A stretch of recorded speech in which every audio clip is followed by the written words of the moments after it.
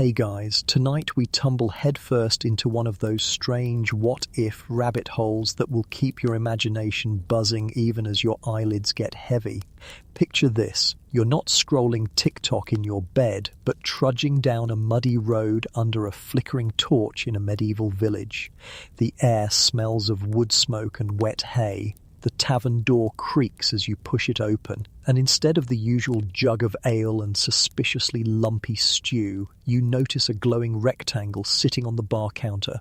Villagers are gathered around, whispering as if it's a holy relic, their eyes wide at the light pulsing from within. And yes, you guessed it, it's the internet dropped 1,000 years too early. You probably won't survive this timeline intact, but at least you'll have Wi-Fi while the Black Death makes its rounds. So, before you get comfortable, take a moment to like the video and subscribe, but only if you genuinely enjoy what I do here. And hey, post your location and local time in the comments. I always love seeing where and when you're tuning in from. Now, dim the lights, maybe turn on a fan for that soft background hum, and let's ease into tonight's journey together. You ease closer to the tavern hearth, the glow of the mysterious box competing with the flicker of firelight. It hums faintly, like bees in a hive, and the villagers murmur that it carries voices from across kingdoms, even across oceans. They don't understand words like bandwidth or router.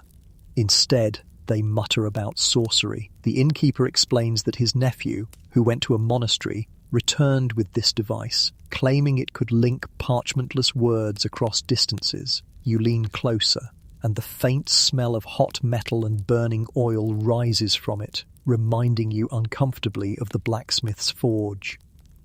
Suddenly the tavern fills with laughter. On the glowing surface, some peasant has posted a crude drawing of Lord Baldwin tripping over his own robes, and already it's being shared from village to village faster than gossip ever travelled by foot. Imagine medieval memes, no longer carved into woodcuts, but carried by invisible waves, riding from castle to thatched hut before the ale even cools. Historians still argue whether medieval peasants truly had a sense of humour about their lords, but here, with this new tool, the balance of power tilts ever so slightly. You sip from a chipped mug and realise that what used to take weeks, letters trudging along muddy roads with nervous messengers, now happens instantly. The blacksmith beside you chuckles. He just placed an order for fine Damascus steel without sending a caravan. Somewhere, a caravan master is crying into his wool blanket because his livelihood just vanished overnight. A real historical fact. Medieval caravans often carried not just goods but news and letters, making them vital lifelines of information. Now, with this glowing portal, their role would collapse, reshaping entire economies before anyone could sharpen a quill. Outside, snow drifts against the tavern shutters. The friar travelling with you shakes his head and insists it must be the devil's work. His tone reminds you of how, centuries later, some people called the printing press dangerous and corrupting. The quirky tidbit is that one abbot in the 15th century actually complained that printed books would flood the world with too many useless texts. If only he could see medieval Twitter. Imagine monks sighing as endless debates scroll past, flat earth threads, plague conspiracy theories, maybe a knight arguing that chainmail is superior to plate because my cousin said so. But you can't deny the power. Messages that once took months to crawl from one end of Europe to the other now leap in heartbeats. Kingdoms, guilds, and monasteries will never be the same. And you, yes, you are sitting here in a smoky tavern trying to warm your hands when the villagers ask if you, a traveller, might know the passwords to this strange box. Passwords? You laugh softly because you know that even in your own timeline, people still forget 1, 2, 3, 4 isn't a good one. And in this tavern, under rafters dark with soot, the first flickers of a medieval internet are lighting up minds faster than fire ever spread through thatch. The innkeeper leans closer and whispers, They say the king himself will send orders through this window of light. Imagine a royal decree arriving before the ink even dries. You nod, imagining how fragile kingdoms held together by slow messengers and rumors might be transformed by instant communication. Armies could march faster, revolts could spread quicker, and in that hushed moment you realize you've stepped into a timeline where bedtime stories will never sound the same again.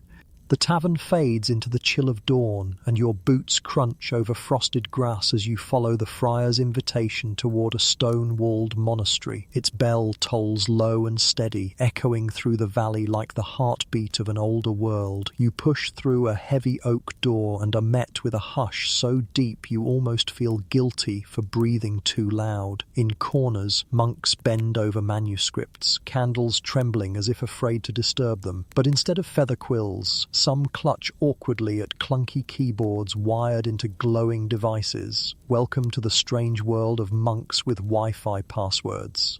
You shuffle closer and catch sight of Brother Anselm, who in your timeline would be illuminating scripture with powdered gold. Here, though, he's muttering curses because his password has expired again and the abbot insists on two-factor authentication. Imagine the scene. Tonsured heads bent not over vellum but over login screens, every wrong keystroke sparking the kind of exasperation usually reserved for spilled ink. The incense smoke curls above, mingling with the faint electric buzz of routers hidden in alcoves. They guard these routers like relics, locked in carved chests as if they were saints' bones. And you know, monks were already obsessed with copying and preserving knowledge, a mainstream historical fact. In medieval Europe, monasteries were among the few places where literacy thrived, their scriptoria producing hundreds of books by hand across centuries. With the internet dropped into their world, you can imagine how their mission explodes. Instead of painstakingly writing one Bible over years, they're uploading PDFs to a server. A single monk with enough ale, could become the equivalent of a publishing house. Historians still argue whether monasteries deliberately hoarded knowledge to keep power, or if they were genuinely overwhelmed by the scale of the task. Either way, instant connectivity hands them a tool they never could have dreamed of. Brother Matthias waves you over, his robe trailing across cold flagstones. He proudly shows off the monastery's intranet forum, where debates rage not about scripture alone, but about whether cats are angels or demons. That quirky tidbit. In actual medieval manuscripts, monks often doodled cats in the margins, sometimes even sketching them, chasing mice across sacred text. Now those doodles are turning into reaction memes, spreading from abbey to abbey faster than pilgrims trudging along Roman roads. The abbot, of course, is less amused. He thunders during morning prayers that passwords must remain secret, only shared among those deemed worthy. The Wi-Fi password, whispered from monk to monk, feels like a sacred chant, long, complicated, involving references to obscure saints. You fumble to remember it, grateful you don't have to engrave it on your forearm. And yet, despite his stern warnings, young novices sneak into corners with handheld devices, scrolling through comment threads when they should be chanting psalms. You catch one chuckling at a viral joke about Noah's Ark being the original group chat. As sunlight filters through stained glass, you realize the monastery's rhythms are shifting. Instead of bells marking the hours of prayer, pings and notifications echo down the stone corridors.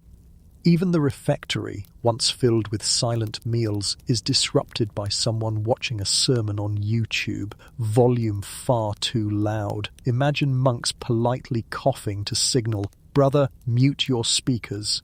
And there's a deeper ripple here. Monks were historically the keepers of chronicles, writing down the events of their times. With the internet, they're uploading not yearly annals, but hourly updates, their records filling servers like modern blogs. You scroll one. Brother Thomas stubbed his toe today. A miracle he still walks. It's mundane yet revolutionary. Suddenly, history is documented in real time, not filtered through decades of hindsight. Historians of your own century would drool and argue endlessly over whether this new immediacy gives more truth or simply more noise. You trail into the cloister garden, where rosemary and thyme release their scent in the cool air. A monk waters herbs while simultaneously typing on a tablet. He glances up sheepishly and admits he's running the monastery's online shop. "We used to sell mead," he shrugs. "Now we take bulk orders across the channel." Somewhere, a medieval accountant faints at the thought of balancing such ledgers. You remember that quirky medieval tidbit. Monasteries often brewed beer not just for themselves, but for sale, making them surprisingly business-savvy. Now, with online payment gateways, they'd be medieval Amazon warehouses in disguise. The friar who first brought you here insists it's dangerous. "Too many voices at once," he mutters. "When knowledge floods the mind, does wisdom drown?" He may have a point. Already you see novices wasting hours on endless debates about whether angels have Wi-Fi. The irony isn't lost on you. Centuries later, scholars still argue whether medieval people even asked how many angels can dance on the head of a pin, or if that was just a Renaissance jab. In this world, the debate has simply moved to comment sections, with trolls demanding sources and monks replying in Latin hashtags. You pause under the cloister arch, fingers tracing the cool stone. Somewhere beyond the years, some sea walls. Peasants are learning to post, kings are drafting emails, and guilds are panicking over collapsing caravans. But here, in this quiet garden, buzzing with both bees and bandwidth, you realize the first true guardians of the medieval internet aren't nobles or warriors. They're monks. Robed figures guarding routers like relics, passwords like prayers, and memes like marginalia brought to life. The monastery walls fall behind you as you trudge along a rutted path, dew soaking the hem of your cloak. In the distance, banners ripple above a stone fortress, the kind of place where royal decrees were once sealed in wax, rolled into scrolls, and dispatched by exhausted riders. Yet tonight, instead of hoofbeats echoing over moors, you hear the faint ding of incoming mail. Kings and queens have discovered email chains, and the court will never be the same again.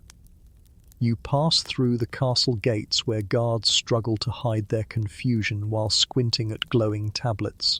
One mutters under his breath, "The king's orders say no man shall eat garlic on Tuesdays." His friend groans, another royal email forwarded 6 times with the subject line in all caps. You smirk. Even in this century, monarchs spam inboxes with decrees nobody asked for.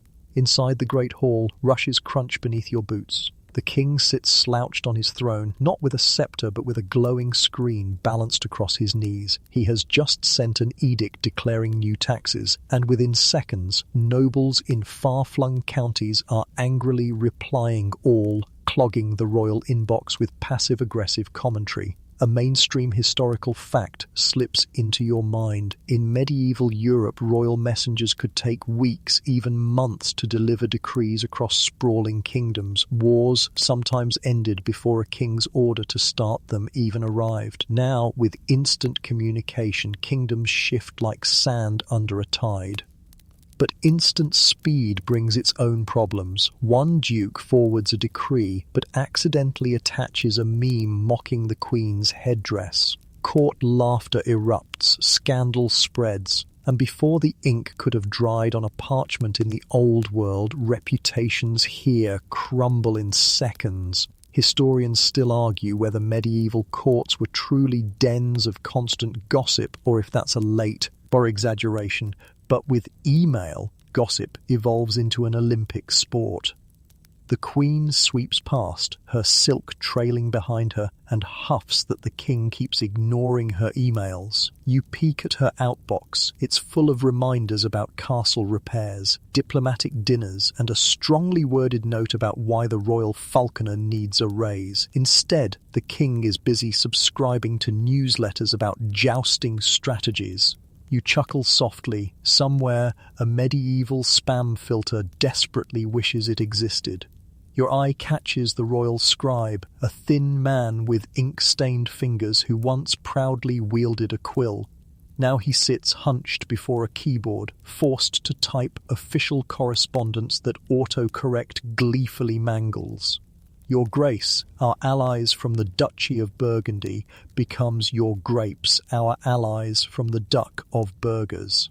The poor man flushes red as nobles snicker, yet the decree spreads anyway. That quirky tidbit? Medieval scribes actually developed shorthand symbols to save time while copying texts, so if anything, they'd probably embrace emojis as blessed time savers. The tension rises as courtiers realize the king can now fire ministers instantly. No more waiting for the wax seal to reach their distant manor. One curt email with the subject, "You're done," ends careers in a blink. Ministers scramble, frantically refreshing inboxes to see if their heads, literally or figuratively, are on the chopping block. You can't help but imagine knights huddled in armor, anxiously checking notifications mid-tournament.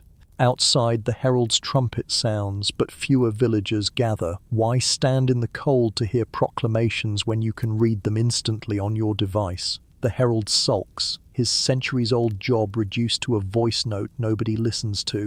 You recall a genuine fact. Town criers were once the main way news spread to ordinary people. Their booming voice is essential for everything from tax laws to lost livestock. Now, one medieval group chat replaces them, and the herald's trumpet collects dust. Later, in the banquet hall, goblets clink while courtiers scroll under the table. Alliances shift with a swipe. Enemies insult each other in carefully crafted subject lines. You overhear nobles planning coups in encrypted threads. They're plotting faster than the kitchen can roast a single goose. Somewhere above you, the banners flutter uneasily, as if sensing that kingdoms built on handwritten letters are buckling under a flood of instant replies. The queen finally corners you. She whispers, "Tell me, traveller, do people in your land also argue over endless emails?" You grin, admitting that even centuries later, humanity hasn't escaped reply-all disasters. She sighs, tucks her device into her sleeve, and mutters that perhaps life was simpler when decrees travelled on horseback. Maybe slower, maybe safer, maybe saner.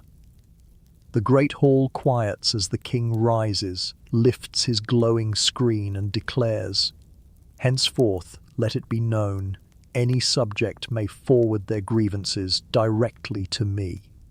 A gasp ripples across the hall. You know instantly that inbox will drown under complaints about sheep, potholes, and whose rooster crows too early. And as the courtiers shuffle nervously, you realize this digital monarchy is wobbling, its old pillars of parchment and patience collapsing under the weight of too much connection, too fast. The castle's echoing corridors fade behind you, and you find yourself meandering through a crowded market square where mud squelches beneath boots and voices clash louder than bells. Merchants shout over one another, hawking bread, cheese, wool, and fish so pungent you wish for medieval deodorant. Yet the real noise isn't the clamour of goats or bargaining, it's the laughter of peasants huddled around a single glowing device. For the first time in history, peasants are posting memes about their lords, and suddenly jokes travel faster than taxes. You inch closer and see a crude drawing of Lord Geoffrey, the local noble, slipping into a pigsty. The caption, "When you think you're king but pigs crown you instead." Within minutes, that image pings from hut to hut, fields to fields, turning into the medieval equivalent of trending. A mainstream historical fact pops in your mind. Humour actually did exist at the peasant level, carved in woodcuts, whispered in folk tales, or scribbled in marginalia. One surviving manuscript even shows a knight fighting a snail, a doodle scholars still puzzle over. Historians still argue whether those drawings were serious satire or just monks getting bored on night shift. In this timeline, though, the snail memes have their own subreddit. Around you, peasants collapse in laughter, some choking on their barley bread.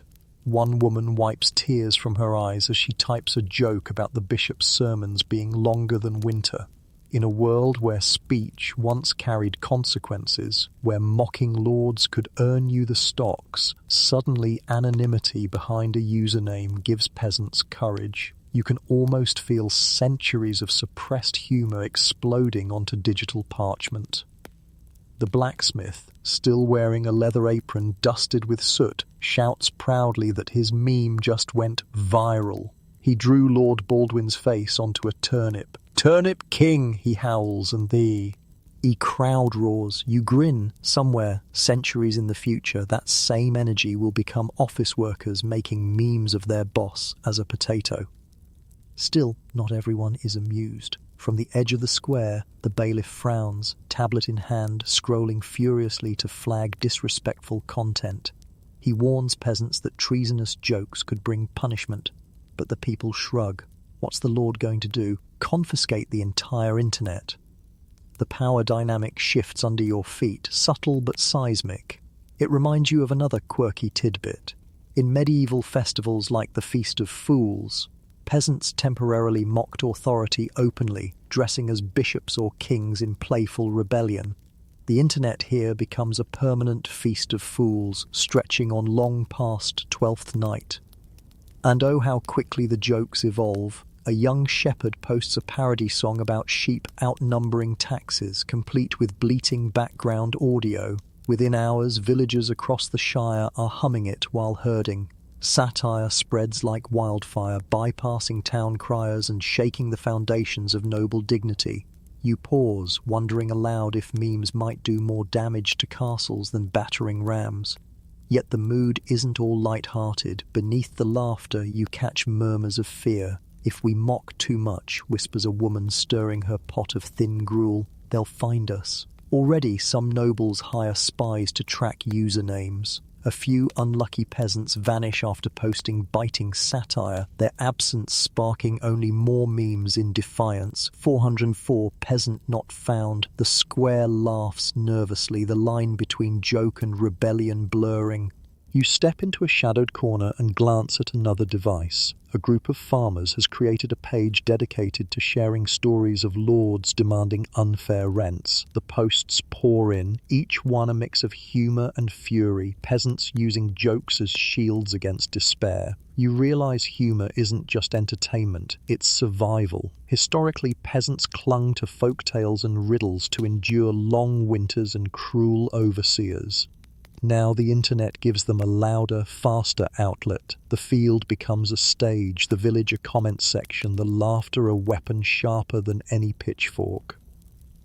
A sudden notification dings. Someone has uploaded a caricature of the king himself, crowned with cabbages. Gasps ripple. That's risky. Some bow their heads in fear, others grin mischievously, but everyone stares at the glowing image, sharing it before fear can snuff out the spark. You sense history twisting. If monarchs once ruled through distance and mystique, the internet is dragging them down into mud puddles of memes. A donkey brays behind you, startling you into laughter. It sounds almost like it's mocking the nobles too. You imagine centuries later, scholars squabbling in seminars. Did memes ignite the first peasant uprisings, or were they harmless? Historians still argue whether humour ever truly shifted political tides or was merely a release valve. Standing here, watching turnip memes topple fear, you think the answer is obvious. As twilight deepens, torches sputter against the night. Peasants continue to crowd together, their faces glowing with more than just firelight. Humor has given them something dangerous: unity. And as you shuffle out of the square, mud clinging to your boots, you realize that 1,000 years too soon, memes are no longer just silly drawings in manuscripts. They're sparks, each joke a flicker that might set an entire feudal order ablaze. The laughter of the market fades as you wander down a cobbled lane, your stomach rumbling from the scent of roasted chestnuts. The air thickens with smoke from nearby forges, hammers ringing against anvils in a rhythm older than the castle stones. You follow the sound into a workshop where sparks scatter like fireflies, and the blacksmith wipes sweat from his brow with a sooty arm. But instead of simply shaping iron for horseshoes or swords, he proudly gestures toward a glowing screen on his bench. Welcome to the brave new world, where blacksmiths have discovered e-commerce centuries too soon. Yes, Etsy shops in the medieval age. He leans close, grinning, as he explains how he just sold a longsword to a buyer 3 counties away without ever saddling a horse. His rough hands, once calloused from hammer and tongs, now clumsily swipe across touchpads, adding photos of chainmail modelled by his apprentice. A mainstream historical fact pops into your mind. Medieval blacksmiths weren't just weapon makers. They also forged nails, hinges, plows, and tools vital for everyday survival. With an online storefront, every village smith could suddenly compete beyond his local parish, undercutting distant rivals. Guilds, those powerful trade organizations, would quake in their oak-paneled halls. Indeed, you hear mutters of guild masters already plotting. These groups, historically strict about who could sell what and where, now see their rules shattered by borderless sales. A guild carpenter in London fumes when peasants in York order axes from a smith in Florence. The old trade routes, once guarded like veins of power, are bypassed with a single click. Historians still argue whether medieval guilds protected craftsmanship or merely strangled competition. In this timeline, the debate ends fast. The internet has gutted their monopoly, leaving them scrambling for relevance. You wander deep, into the workshop. The glow of molten iron reflects off the blacksmith's proud smile as he shows you the reviews page of his shop. 5 stars from a knight who says the sword cleaves through armor like butter. 2 stars from a farmer annoyed the plough blade arrived late due to carrier pigeons. You chuckle, imagining medieval Amazon complaints. Would not recommend. Chainmail too drafty in winter. Quirky tidbit. Some medieval blacksmiths were believed to possess near magical powers. Villagers thought they could charm iron or protect from evil spirits. Now, with online shops, their reputations explode into superstardom. A smith in Prague becomes a legend when a viral video shows him forging horseshoes blindfolded. Apprentices line up across Europe, not at his forge, but in his livestream chat. And yet, for all the excitement, cracks appear. Peasants grumble about rising prices. After all, with newfound fame, smiths can charge more than ever. Lords, too, realize that armies can now be equipped faster and cheaper, destabilizing centuries-old balances of power. Somewhere in the shadows, a rival craftsman hacks into a competitor's storefront, replacing sword listings with chamber pots. Medieval cyber sabotage has arrived. The apprentice sidles up to you shyly. He shows you the new influencer blacksmiths who host unboxing videos. Today we're testing this new Italian mace. Will it crush melons as easily as helmets? Let's find out. He slams it onto a pumpkin, the audience erupting in medieval emojis. You grin, half amused, half horrified. Imagine centuries of artistry reduced to pumpkin-smashing content. Outside the shop, a cart rattles past carrying bundles labelled for shipping. You realize transport itself is transforming. Merchants no longer wait months for caravans when smiths ship directly, even across seas, by connecting to adventurous sailors via encrypted message boards. The Silk Road, once the artery of east-west trade, trembles as local sellers bypass it with glowing screens. Somewhere in Samarkand, a caravan leader groans as his camels munch idly on hay, their loads unsold. But it's not all disruption. Some villagers gather to marvel at affordable tools delivered from afar, items they never could have dreamed of touching. A plough design from Spain finds its way to Norway, revolutionizing crops in fields still tilled by hand. Progress, once bound by geography, leaps oceans in a blink. You think of how, in our timeline, innovations crawled along trade routes over centuries. Here they sprint across wireless ether. The blacksmith pours you a mug of ale, his voice heavy with wonder. They used to say knowledge is forged in fire, he muses. Now it travels faster than sparks. You sip and realize he's right. The forge no longer anchors him to this village. It's a portal, each blade a hyperlink to distant lands. As you step back into the market, night descending in violet hues, you can still hear the hammer's ring echoing behind you. Only now it blends with the faint hum of servers, the glow of devices, and the unmistakable buzz of medieval entrepreneurship gone viral.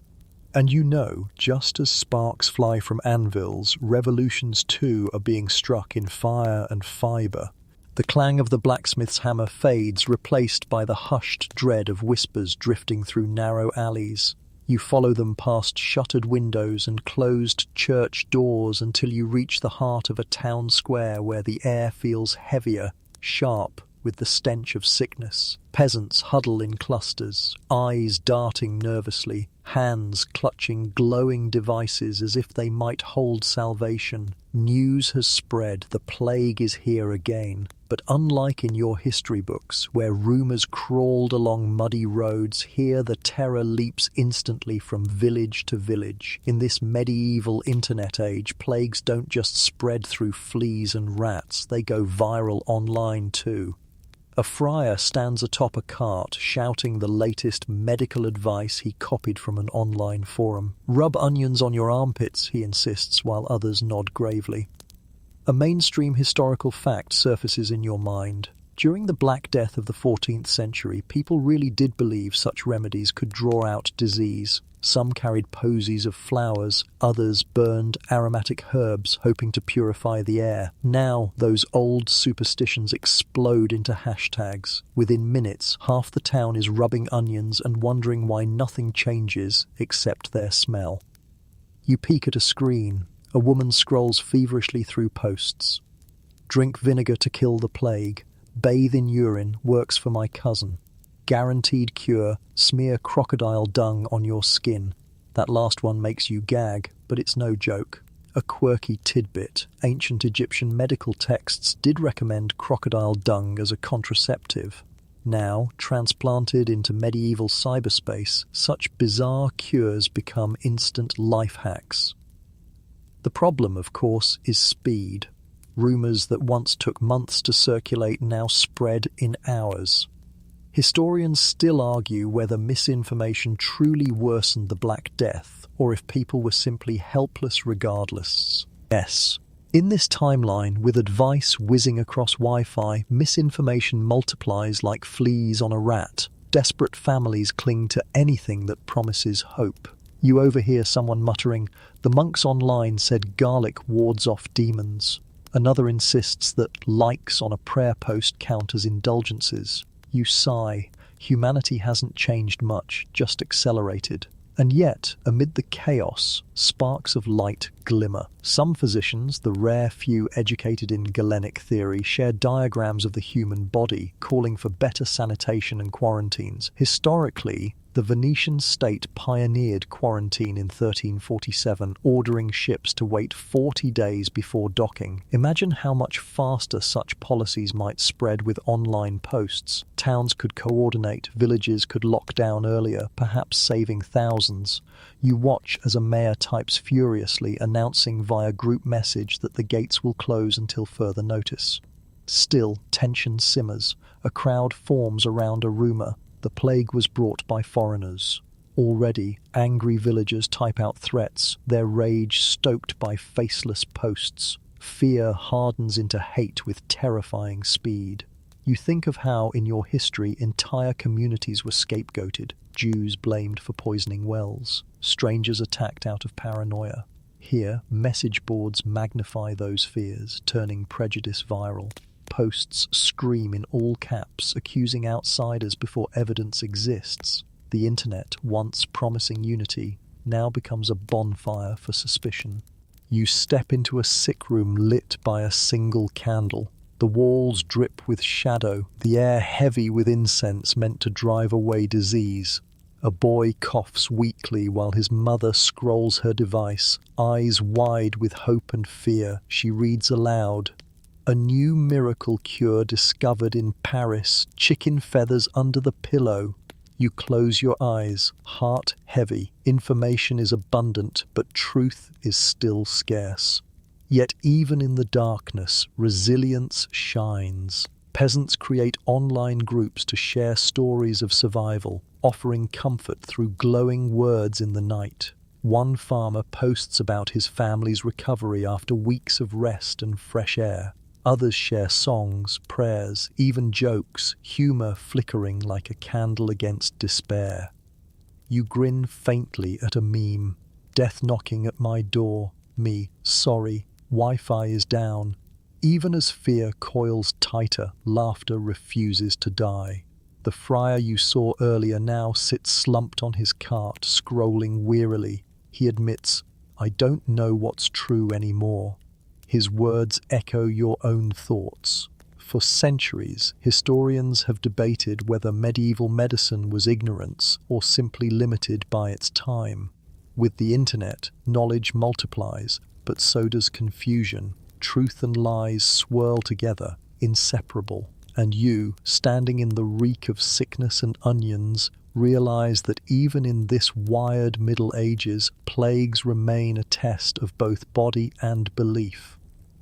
As you step out into the cool night air, the church bell tolls mournfully. Notifications continue to ping, each one a new rumor, a new cure, a new fear. The plague still stalks the streets, invisible and merciless, while the internet hums, amplifying every whisper into a roar. And you wonder, does faster information save more lives, or only spread the panic more quickly? The tolling bells of the plague town fade into the clang of armor and the thud of hooves. Dust swirls around you as banners snap in the wind, each stitched with crosses and lions, fluttering against a blazing sky. You squint and realize you've stumbled into a war camp. Rows of tents, knights polishing steel, squires lugging barrels of water. But instead of parchment maps and messengers darting on horseback, soldiers huddle around glowing screens. Tonight, knights aren't just preparing for crusades, they're live-streaming them. You wander into a tent where Sir Roland, a broad-shouldered knight with a helmet dented like a stew pot, fiddles with his device. Make sure to smash that like button, he booms into the screen, before we smash the enemy. His squire waves a banner behind him like a green screen, trying to look epic. You nearly choke on your laughter as medieval warfare morphs into influencer content. A mainstream historical fact pops into your head. During the real Crusades, accounts of battles took months to reach Europe. Chroniclers often exaggerated victories or omitted disasters entirely, shaping narratives long after the dust settled. Now, knights stream battles in real time, arrows whistling past microphones, viewers in distant villages commenting, "Bro, fix your aim."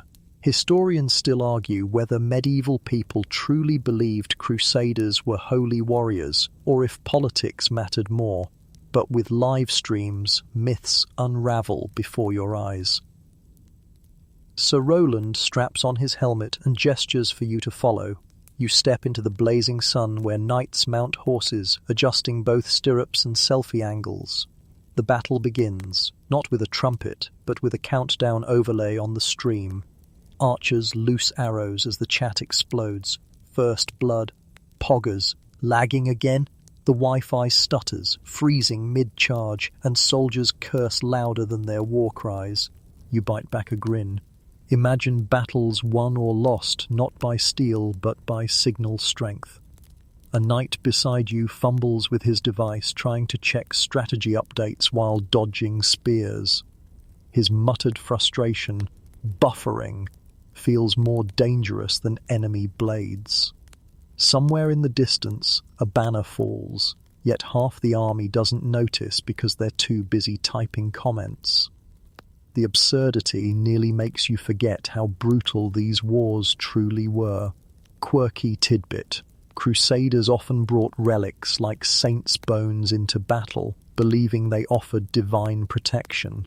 In this timeline, one knight straps a router to his chest, insisting it's blessed bandwidth from heaven.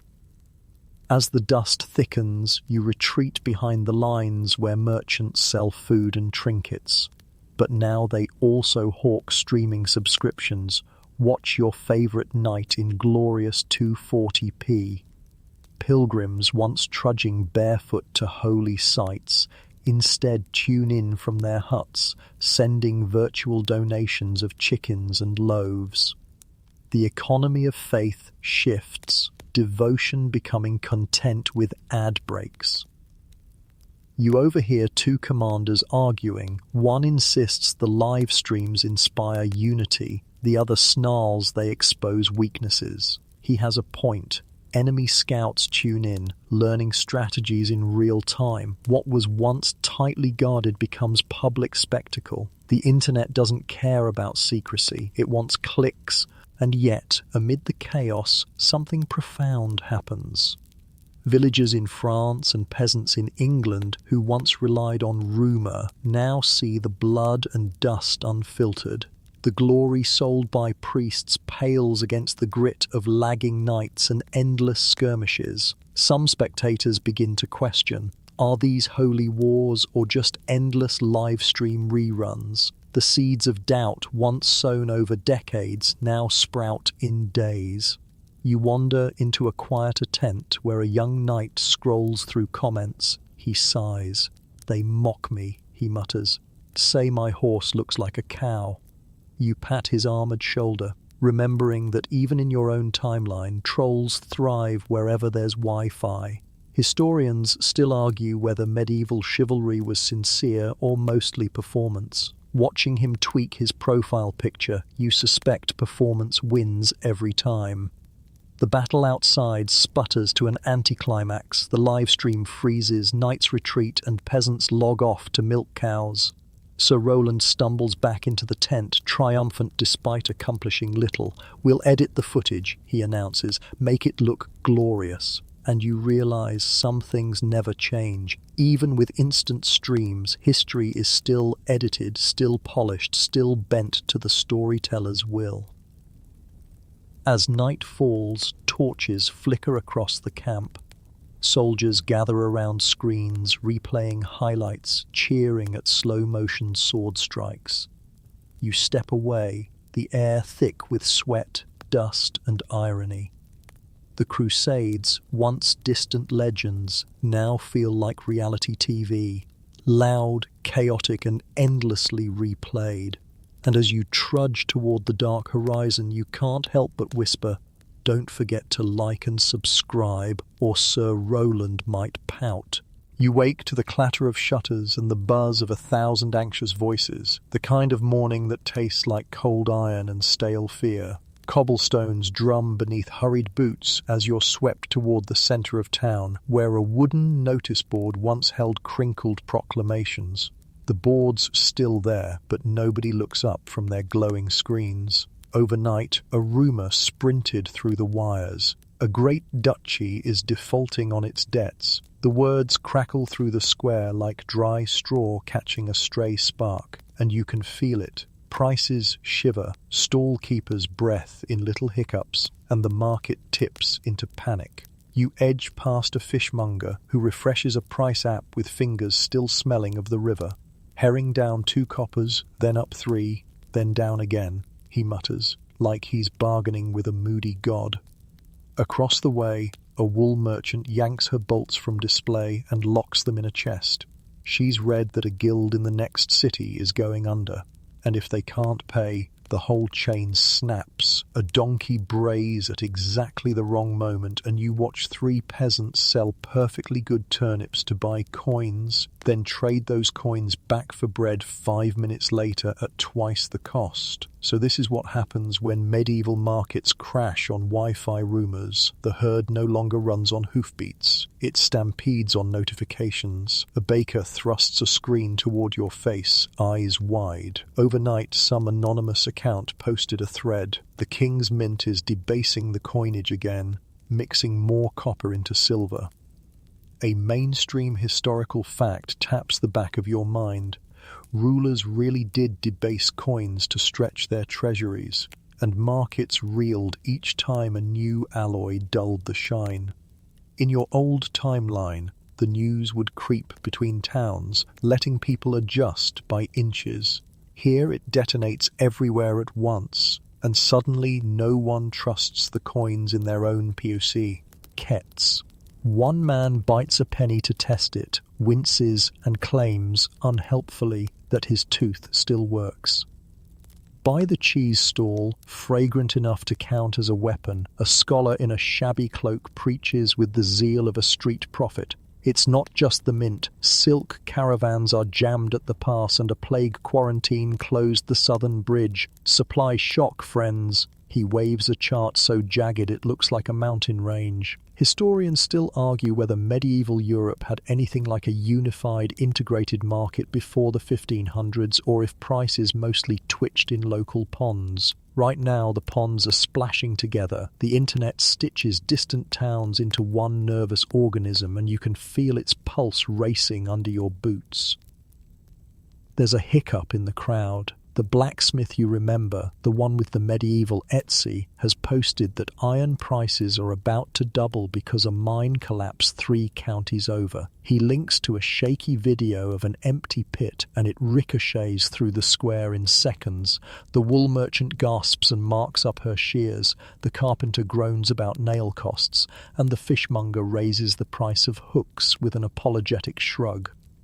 You watch causality show off. One rumour about ore, and bread gets pricier because plough repair just went premium. Somewhere, a philosopher tries to explain second-order effects. He's booed for using the phrase second order. A friar scrolls by, posting a prayer live stream to calm the market. Peace be with your portfolios. You hear the hollow pew echo of his voice, and half expect him to recommend rubbing onions on your coins. After last week's armpit craze, anything is possible. Someone in the comments asks if tithing in likes is acceptable. Another suggests investing in relics, since bones don't inflate. Quirky tidbit. You recall that in medieval England, rents were sometimes paid in eels. Right now, eel backing alone doesn't even sound like the weirdest hedge. A stall posts accepting eels, and within minutes a parody account offers eel futures for Thursday delivery. The square snorts, then buys anyway. Humour, the last solvent, keeps fear from hardening entirely. You sidle near a money changer under a striped awning. He used to weigh coins on a little balance, squinting like a jeweller. Now he stares at a screen streaming exchange rates from 20 towns, each blinking nonsense like a fever dream. Silver to pepper, pepper to wool, wool to shoes, shoes to boiled eggs. Spread's gone mad, he whispers, palms sweating. I can't quote without losing my hat. He yanks the shutters and posts an update. Market closed till noon, and 3 other changes follow within minutes. Closing one booth once meant nothing. Closing all at once makes the square wobble like a table with a short leg. A guild official marches in wearing a sash stiff with embroidery and indignation. He climbs a barrel and declares that unauthorized price lists must cease. Only approved guild bulletins are valid, he cries, voice cracking on valid. The crowd's reply is 1,000 small scoffs. In a world of instant whispers, paper seals feel like toy swords. A miller, hands dusty with flour, taps you. They can't keep up, she says. By the time they stamp anything, it's already old. She's right. The guild tries to pour a river into a thimble, and the river laughs, foams, and leaps the bank. A hiccup ripples through the feed. Some clever soul posts that the Queen has banned exports of grain to keep bread cheap. Panic turns on a heel. Sellers yank sacks from carts and vanish. Buyers stumble after them, waving coins that might be fake, real, or just today's flavour of metal. 2 minutes later, the court scribe issues a correction. The Queen issued a consideration, not a ban. The damage is done. You can practically hear the economy coughing like a knight with dust in his visor. Somewhere, Sir Roland is probably live-streaming a Markets React segment between helmet-polishing interludes. You cross to the cloth row where Dyer's stew vats the colour of bruised plums. An apprentice bleats, into his device, rehearsing a panicked pitch about limited stock. He's learned from the meme lords in the square. Drama drives clicks, clicks drive coin. But the master dyer pulls him back and mutters that he's not wrong. Woad shipments are delayed because rumours shut the bridge again. Even lies have real legs when enough boots run with them. Beneath the churn you can feel older tectonics grinding. You remember a mainstream historical fact about the 15th century bullion famine, when Europe groaned under a shortage of precious metals, trade sputtered, credit seized, and kings sweated through brocade. In this wired century that shouldn't be, shortages don't creep, they cliff dive. A single post about vanishing silver sends towns hoarding candlesticks, and suddenly churches hold gilded inventories the way bankers hold vaults. The irony isn't lost on anyone. Pews glow while pantries dim. At noon, the bell in the belfry tries to impose order. The mayor, cheeks pink with sleeplessness, opens an official channel. He announces a temporary freeze on market taxes and a town-backed loan fund for merchants who keep doors open. It's half policy, half bedtime story for a crowd that forgot how to breathe. The comments split between applause emojis and photos of bread that look suspiciously like rocks. Historians still argue whether public authorities in the Middle Ages had enough muscle to stabilise crises, you think, watching the mayor promise steady hands while his fingers tremble on the post button. Then, like that first still moment after a squall, the rumour that started it all is debunked. A clerk in the duchy uploads the ledger, shows payments made, stamps visible, signatures intact. Screens flash with edits, retractions, grudging apologies written like they were hauled up from a deep well. Prices exhale. The fishmonger drops herring by a copper. The wool merchant unbolts her chest. The money changer peeks through the shutters like a mole-smelling dawn. A child laughs at an eel meme, and the square, embarrassed and relieved, chuckles with him. 3 jokes bloom in quick succession: a turnip-crowned Minister of Finance, a sack of grain captioned "My Emotional Support Asset," and a donkey wearing spectacles announcing "I read the primary source." The crowd actually likes the donkey's vibe.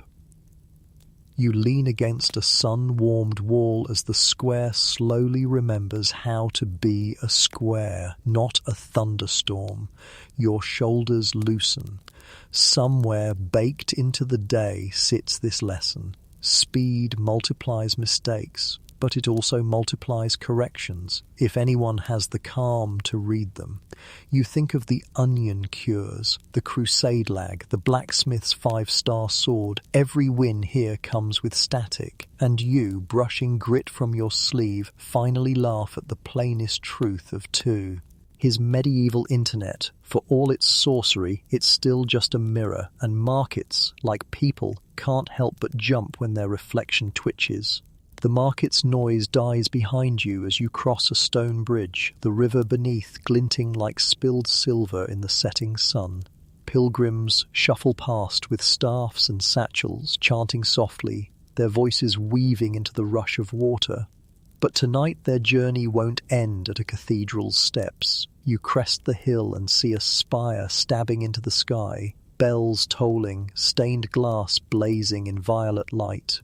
Inside, though, instead of parchment missals and hushed prayers, the pulpit glows with cameras and microphones. Priests are live-streaming sermons on YouTube while heretics gather subscribers underground. You slip into the nave where incense smoulders and echoes coil around soaring arches. A friar in a rough brown robe fumbles with his device, muttering, "Smash that heavenly like button." His sermon begins with thunderous Latin, then halfway shifts into a clunky call-out for donations via digital tithes.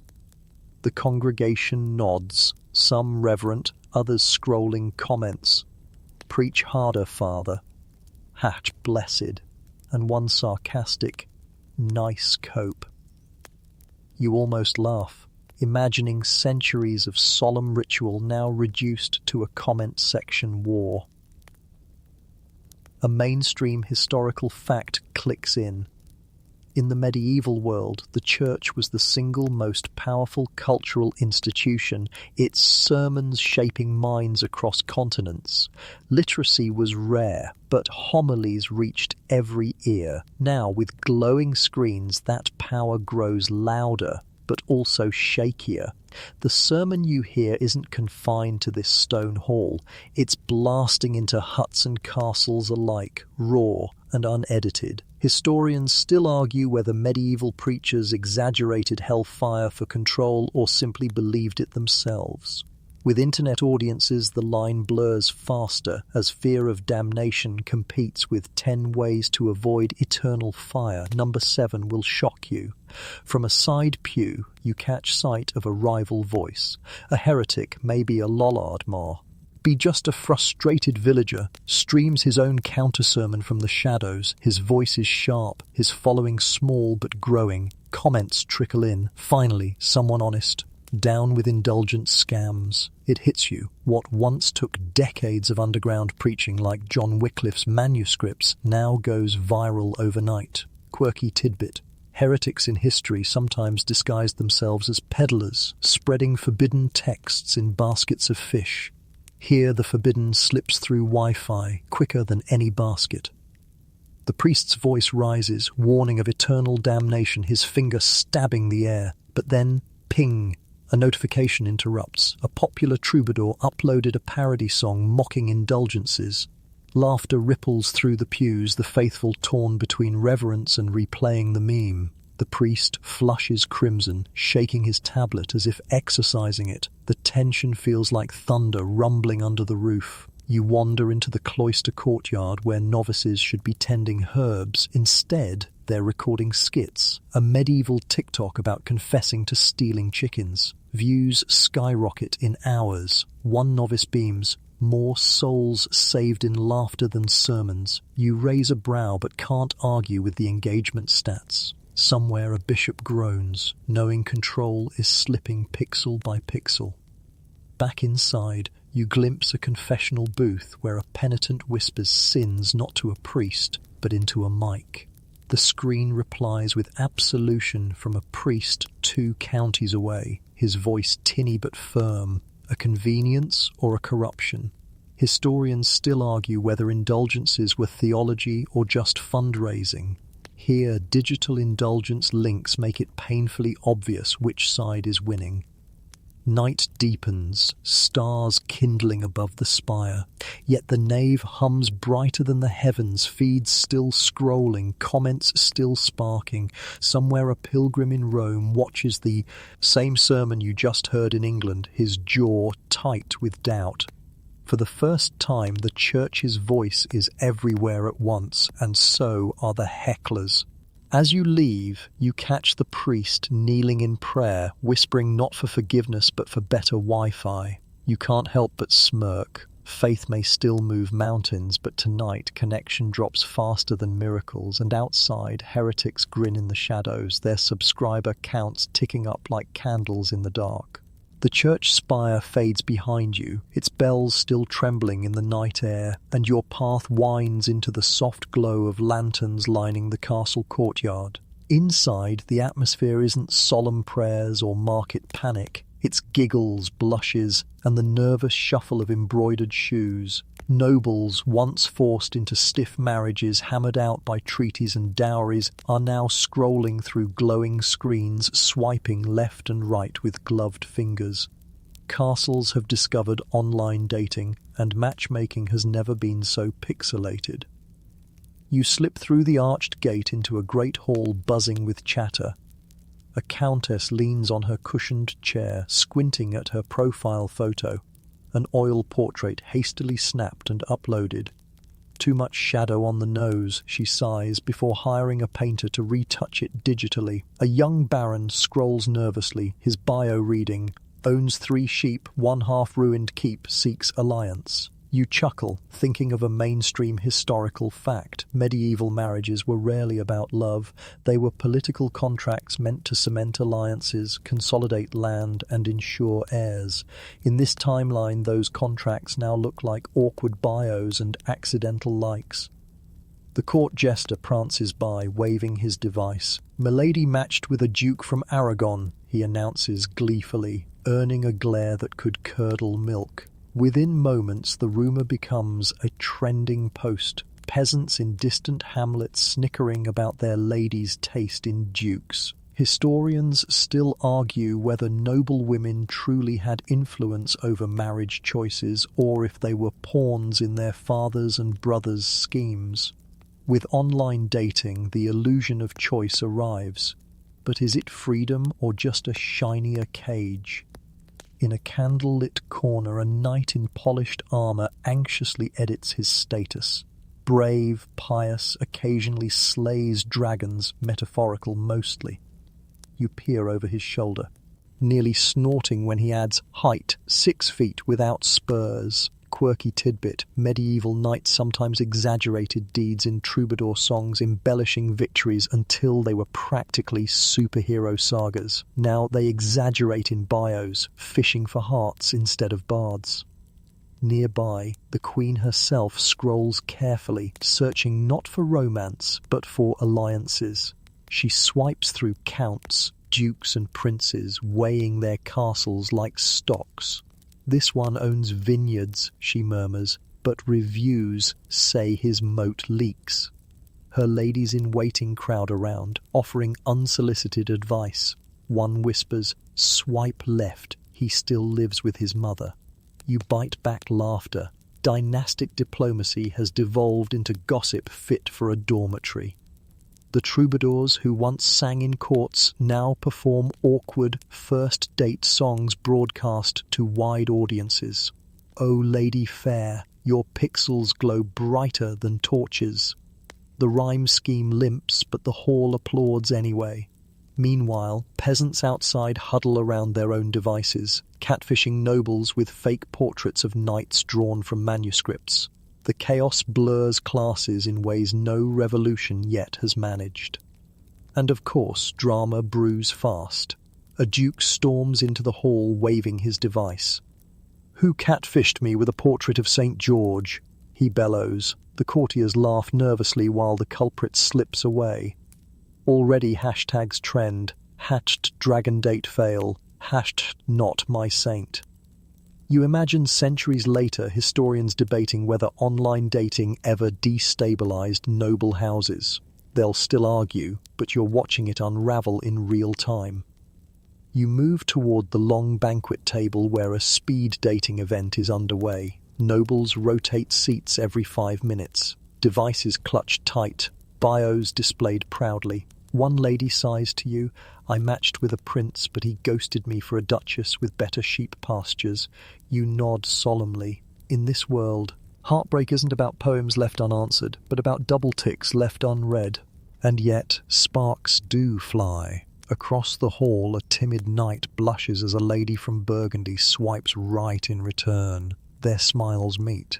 Tentative yet genuine, a flicker of warmth in a world where marriages usually smell like contracts. Perhaps love can sneak through screens, even in castles.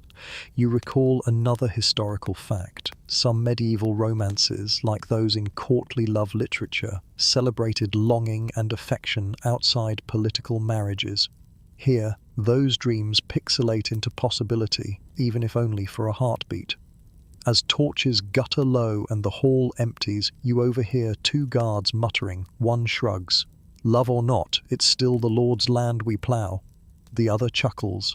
Aye, but at least now we get memes when they quarrel. The glow of devices softens into the stone walls as laughter, sighs and whispers ripple. You step into the cool courtyard, stars scattered overhead, and realize medieval castles may still be drafty, cold and strict. But tonight, behind swipes and bios, even nobles taste something new, choice, however fragile. Sea mist beads on your lashes as you trudge down a creaking dock, the planks trembling with the tide and the impatience of sailors who have just discovered the most dangerous tool ever smuggled into a harbour, a glowing map that shows the entire world from the sky. Lanterns sway, ropes groan, gulls complain like old men, and every captain you pass stares at a screen as if it were a talking astrolabe. A boy with rope burns on his palms, whispers, awestruck, it knows every coast. You glance at the blue swath of ocean on the display, tiny white wakes, neat lines, little pins labelled with ports you've only heard in ballads. Welcome to an age where explorers check Google Maps and the horizon suddenly feels too small.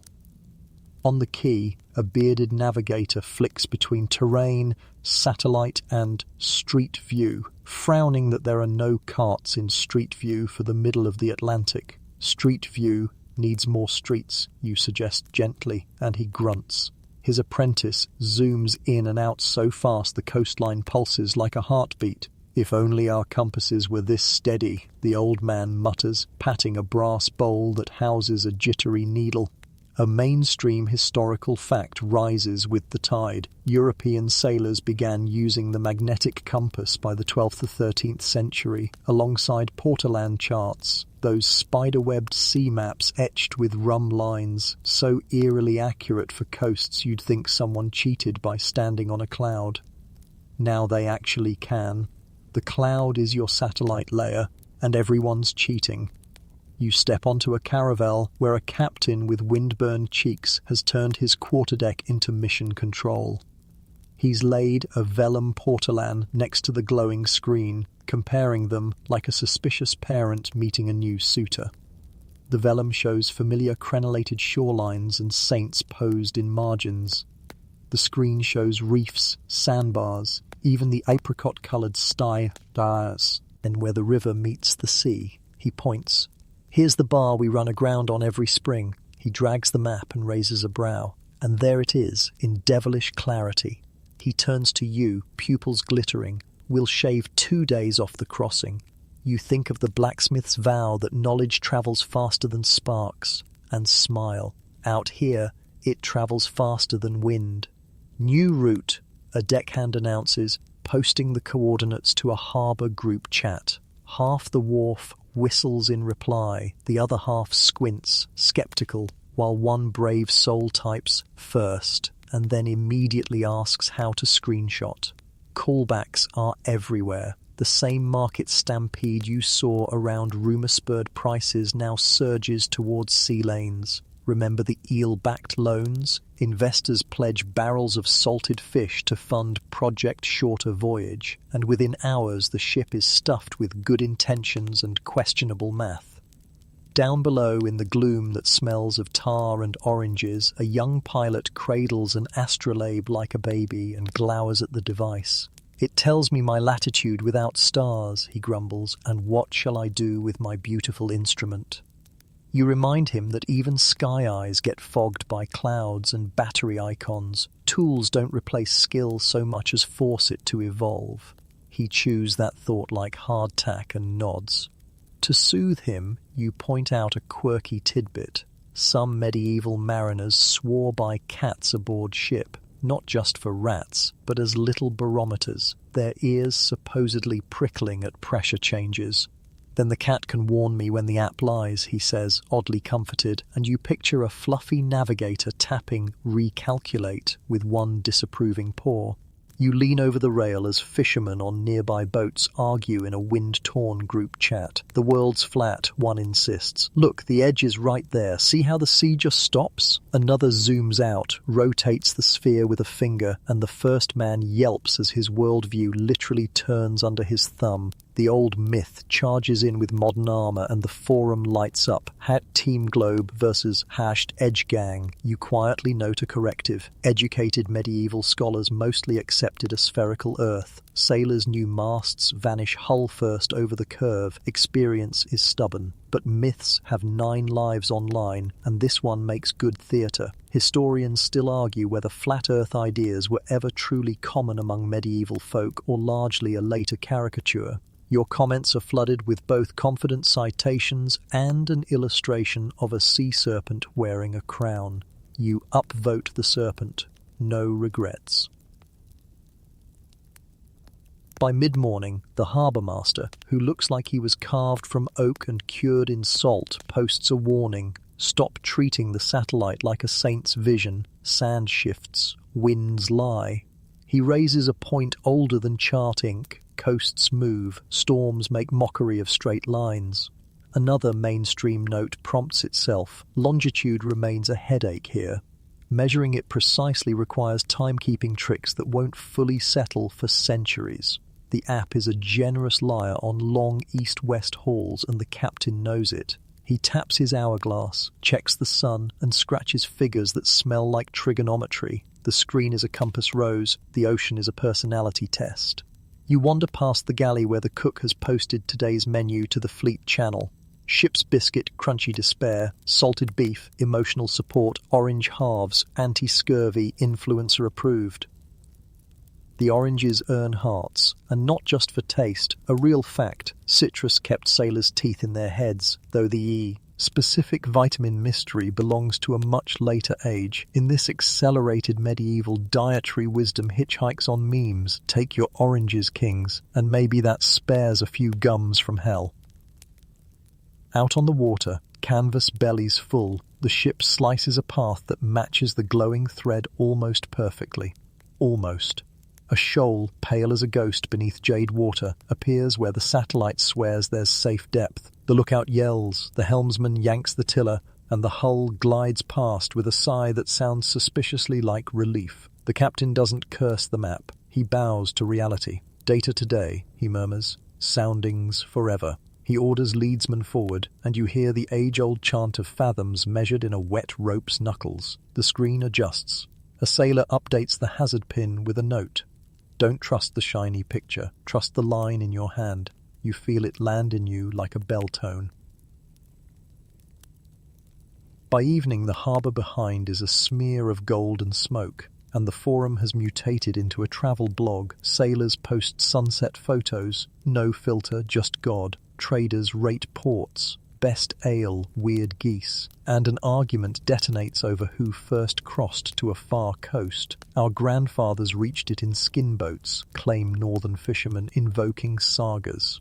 Our charts show routes older than your grandfathers, reply merchants from the warm south.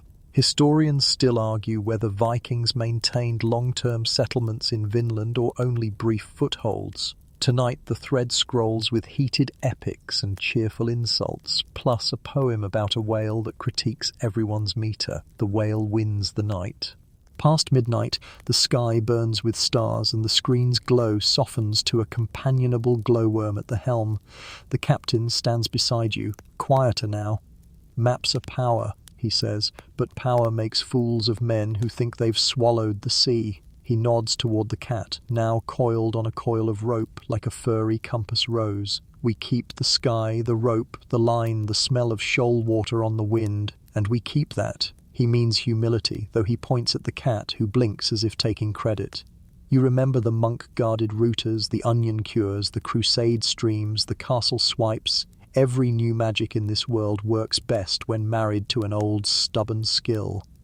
The ship leans into a long, patient swell. On the screen, the world can be pinched smaller with 2 fingers. Under your feet, it remains enormous and beautifully indifferent. You breathe salt, tar, and a little fear. The horizon doesn't care about apps, and still, as you cradle the rail and listen to the timbers hum, you feel the wonder crackle. 1,000 years too soon, sailors steer by a sky in their hands and a sky overhead, and between the two, between pixel and star, you find a path that actually holds.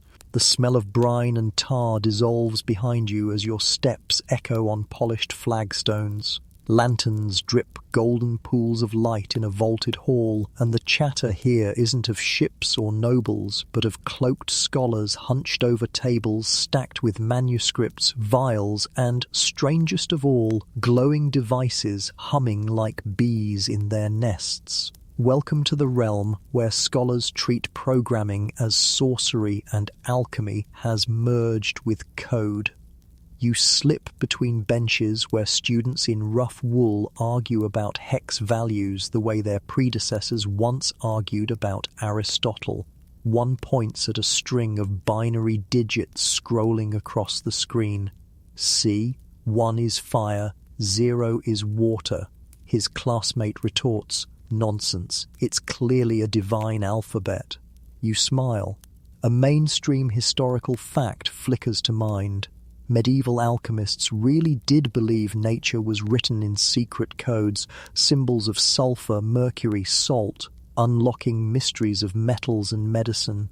With the internet, that metaphor grows literal, and now young minds treat JavaScript as incantations and Python as a serpent tongue. At the lectern, the master magister taps his device like it's a wand. The students lean forward, eyes wide as he compiles a program that generates the phases of the moon. The screen glows silver as crescents wax and wane. Gasps ripple through the hall.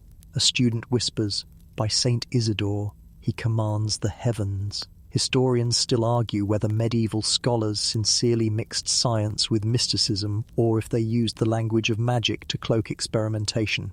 Here, code itself is alchemy, equal parts practical and miraculous. You pass a workbench where a young novice sprinkles powdered sulfur onto iron filings while debugging a script. If the elements respond to ratios, she mutters, why not arrays? Her neighbour chants half in Latin, half in C++, begging his program not to crash, quirky tid. Bit. Medieval alchemists sometimes spoke of spirits in metals, Mercury the trickster, sulfur the fiery soul. Here the spirits are runaway loops and segmentation faults haunting the night with cryptic error codes. One poor fellow insists his device is possessed because it prints 42 no matter what input he offers.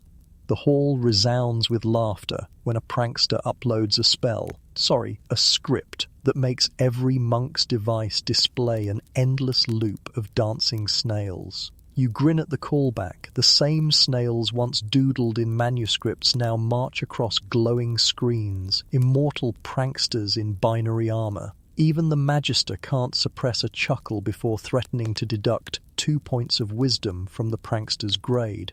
But beneath the humor lies tension. The church frowns on this new sorcery, wary that too much code might unchain dangerous spirits. You overhear a bishop muttering that only divine authority should interpret the book of nature. Students counter with posts citing that knowledge itself is divine. The debate blazes across forums. Is programming a revelation or heresy? Historians of your world still argue whether alchemy paved the way for modern science or was a dead end of superstition. Here, with servers glowing in cloisters, the boundary is sharper and yet more porous. In the courtyard, you find scholars under a moonlit sky debating algorithms as if they were recipes for gold. One brags that his sort spell organizes merchant ledgers in seconds. Another warns of dark coders summoning endless forgeries. The firelight crackles, illuminating faces hungry with the same zeal that once drove men to seek the philosopher's stone. Only now, instead of turning lead into gold, they dream of turning data into dominion. A student in a pointed cap beckons you. He whispers about a secret channel where codemancers exchange forbidden snippets. He shows you one, a string of instructions that generates infinite coins in a guild's online vault. Dark alchemy, he mutters, eyes gleaming. You shake your head, recalling how in your timeline counterfeiting was punishable by death. Here, digital forgeries might topple economies without a single coin struck. As dawn leaks into the high windows, you wander back inside. The Magister closes his lecture with a solemn phrase. All code is translation of the divine binary. Do not forget humility. His students nod, though you know half will spend the night trying to reanimate frogs with Java. The glow dims, parchment rustles, and the hall settles back into its medieval heart, but you feel the hum of servers beneath your feet, the sorcery of code tangled with alchemy, and realize these scholars believe they've glimpsed a new philosopher's stone, lines of logic woven into light. The scholarly halls of codemancers fade as you wander down narrow alleys that smell of damp wool and cabbage soup. The torchlight flickers nervously against the crooked beams of houses leaning inward, and somewhere above you a cat yowls like a broken lute string. But the real danger here doesn't come from alleyway brigands or dagger-wielding cut-purses. Tonight you stumble into the world of medieval cybercrime, where thieves invent phishing scams and castles hire password knights to protect their secrets. You duck into a tavern that feels more like a guild hall of rogues. Instead of dice clattering, you hear the soft tapping of keys. Hooded men and sharp-eyed women huddle around screens drafting messages that begin with "Dear most noble sir," and end with demands for coin. You grin despite yourself. A mainstream historical fact whispers to mind. Medieval Europe really did teem with letter forgeries. Fake papal decrees, forged charters granting land, spurious relic certificates. Entire abbeys built their fortunes on convincing parchment. Here, the scams arrive instantly in inboxes, slick and shiny, baiting gullible lords and weary merchants. One thief chuckles, showing off his masterpiece. An email from the king promising knighthood if you simply verify your password and donate 2 silver crowns.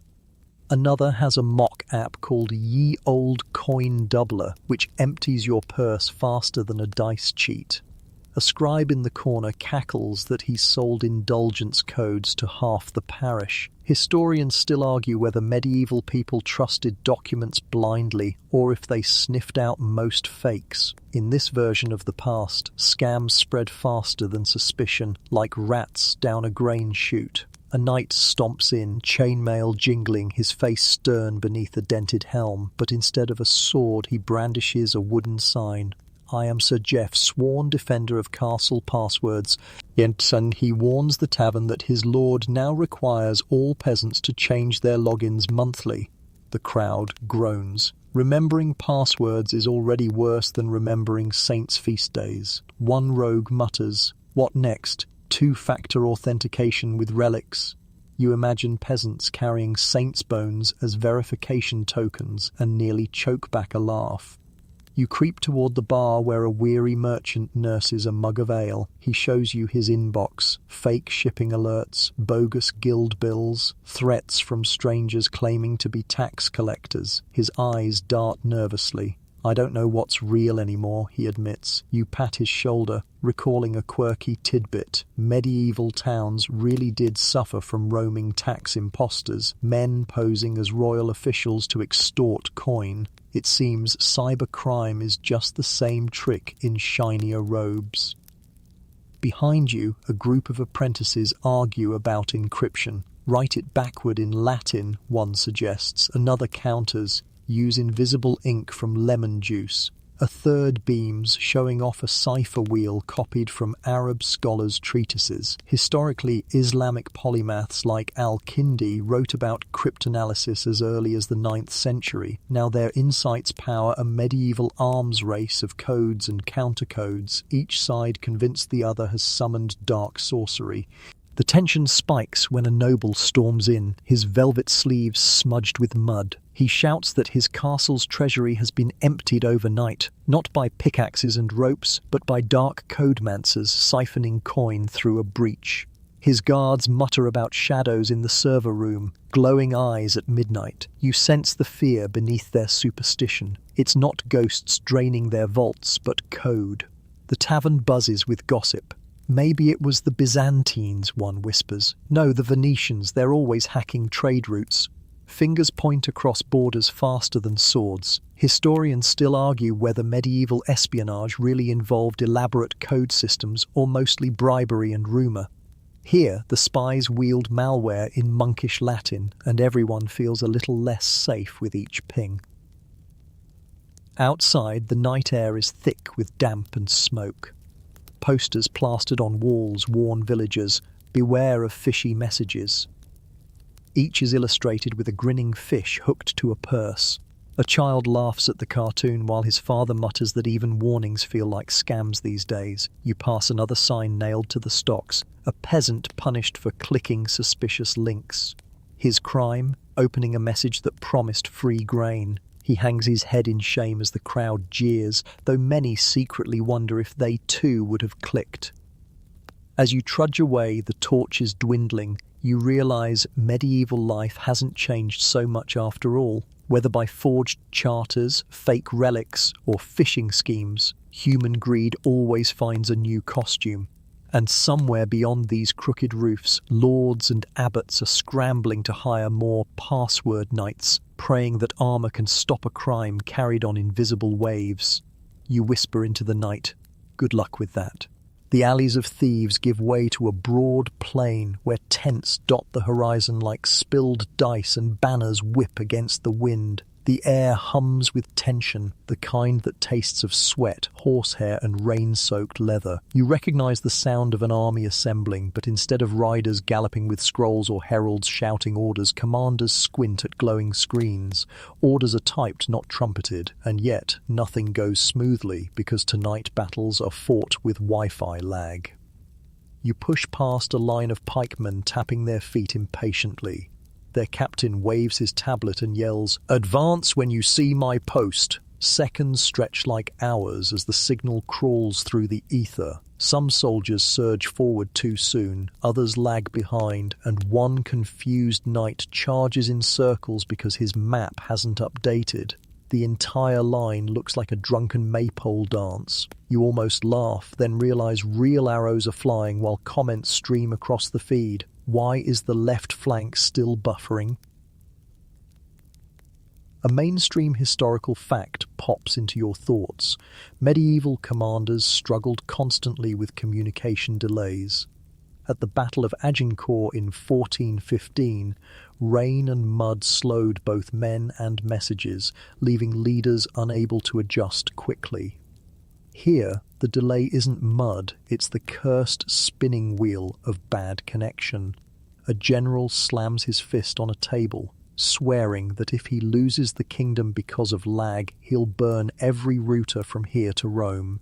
Historians still argue whether medieval battles were won by genius strategy or sheer luck of terrain. In this warped age, luck belongs to whoever has the strongest signal. You wander to the archer's line where men in hoods knock arrows while squinting at live updates. Loose on 3, the commander posts, but the left wing reads it late, loosing on 5 instead, and the sky fills with arrows crisscrossing dangerously. Few soldiers yelp, ducking as their comrades nearly skewer them. The commander groans into the mic, "We rehearsed this." You grin at the chaos. Quirky tidbit. In the 100 Years' War, English longbowmen were so feared that French knights sometimes retreated before an arrow was loosed. Here, the only fear is whether their Wi-Fi holds long enough to sink a volley. Meanwhile, The cavalry prepares to charge. Knights polish lances and adjust visors, but instead of listening for a trumpet, they refresh the group chat. The order finally arrives: charge now. Half the horses bolt at once, the other half hesitate, and one poor soul doesn't see the message until 3 minutes later, galloping into battle after everyone else has already clashed. His embarrassed squire uploads the clip, and within minutes peasants across the realm laugh at #LateLance. Behind the lines, a siege tower creaks forward. Soldiers grunt, pushing it toward castle walls, but their commander is stuck on connecting. By the time the message to halt comes through, the tower has rammed a moat and tipped, spilling men into muddy water. A soldier groans. "Can't we go back to Horns?" His comrade shrugs. "Too retro." You duck into the command tent where nobles argue fiercely. One insists the lag is sabotage, foreign hackers from Venice, while another blames the stars. The astrologer nods solemnly. Mercury is in retrograde, affecting upload speeds. Historians still argue whether astrology truly guided medieval battle decisions or was mere window dressing. Here, cosmic excuses mix freely with connection complaints, and both seem equally plausible. Suddenly, the enemy launches a surprise attack. Drums thunder, banners snap, and cavalry sweeps in while half the army still waits for a hold notification. Chaos erupts. Shields clatter, horses scream, soldiers curse the signal more than the spears. Yet somehow, between panic and patches of clear connection, units rally. One brave squire posts a gif of St. George slaying a dragon, and morale surges miraculously. You can't decide if it's faith or just a really good meme. Through the dust, you spot a knight hunched behind his shield, shouting, "I can't update my location." His squire yells back, "You're right there, Sir Geoffrey." The absurdity makes you snicker, even as arrows whistle dangerously close. By dusk, the field lies strewn with broken lances, torn banners, and exhausted men grumbling about lag. Victory is claimed by one side mostly because their feed stuttered less at the crucial moment. Soldiers collapse by the campfires, swapping stories of missed signals and blaming routers for every blunder. One man sighs, "War was easier when we just followed the banner." Another replies, "Aye, but at least now we get highlights." As night settles, commanders huddle over screens replaying the battle, muttering that next time they'll fight in a valley with better coverage. You step away, smoke curling from campfires into the starlit sky, and realize this truth. Whether with horns, flags, or Wi-Fi, battles always stumble on the same floor: human chaos. Only now, the chaos is measured in lag. The smoke of battle drifts behind you as the road dips into a wide bazaar, its air thick with cumin, leather, and the bray of camels restless under colourful saddles. Merchants haggle in half a dozen tongues, bolts of silk spill from crates, and somewhere a flute trills above the din.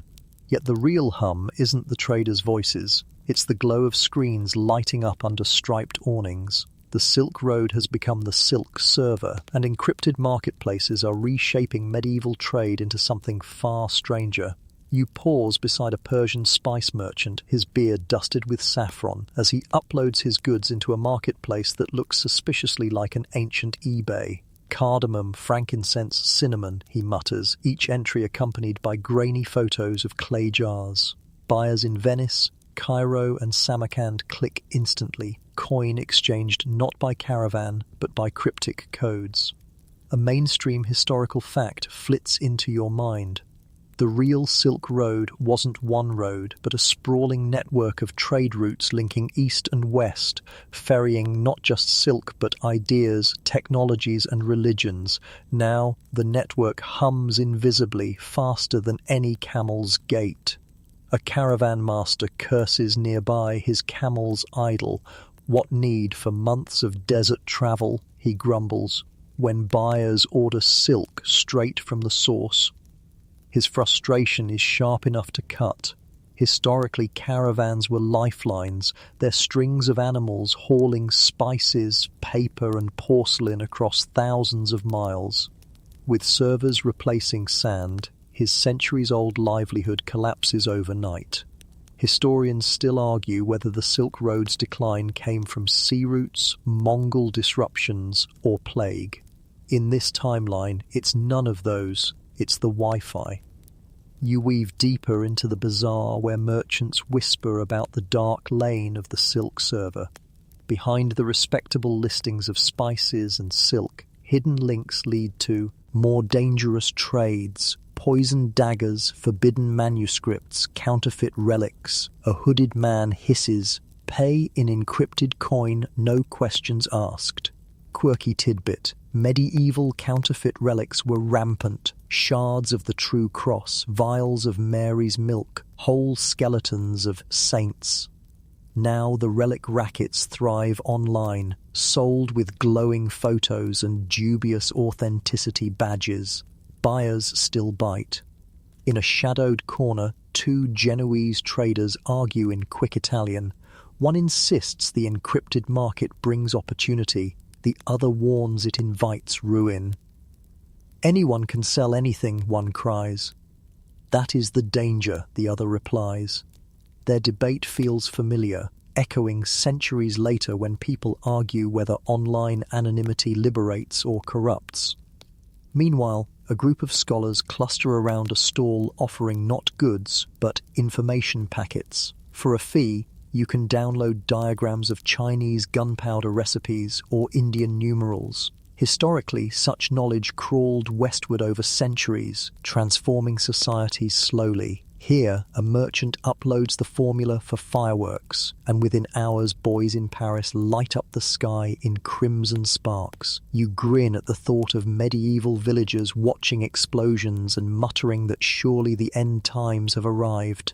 The noise of bargaining rises as a guild official struts into the bazaar, clutching a parchment. He bellows that only licensed merchants may sell online. The crowd jeers. "Too slow," someone shouts. "Your ink dries after the deal is done." It's the same cry you heard in the crashing markets. The old world can't stamp fast enough to keep up with glowing trade.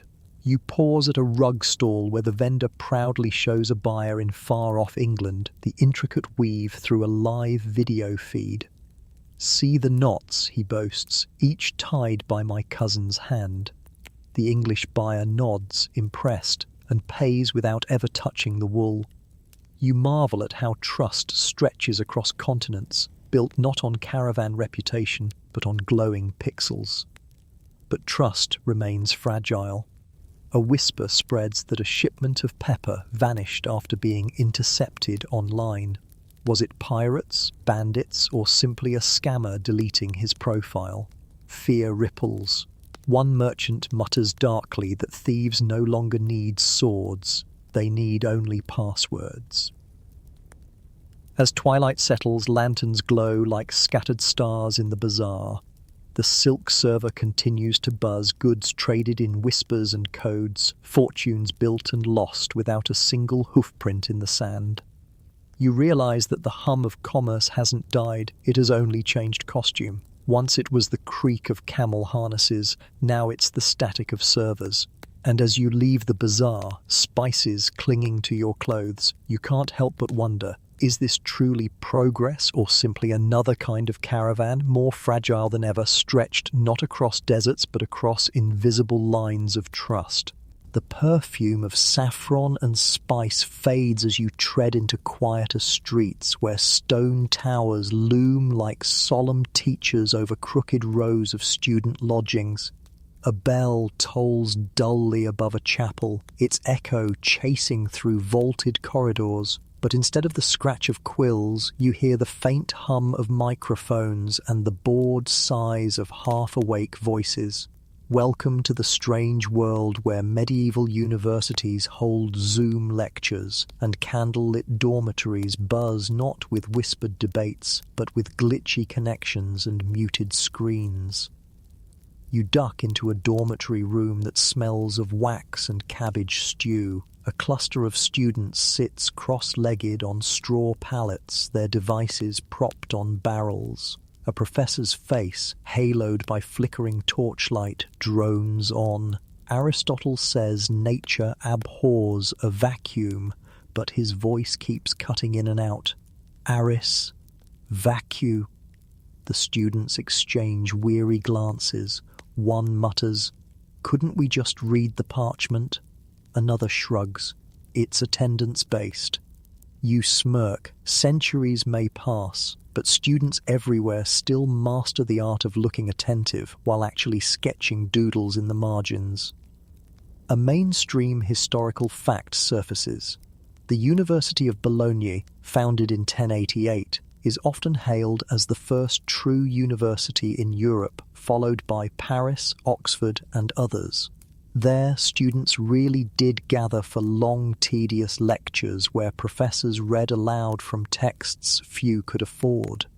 With the internet here, that tradition mutates into live streams where hundreds of squires and novices log in at once, most with their cameras off. Historians still argue whether medieval students were disciplined seekers of truth or rowdy pranksters who treated lectures as background noise. Judging by the sleepy faces around you, you'd bet on the latter.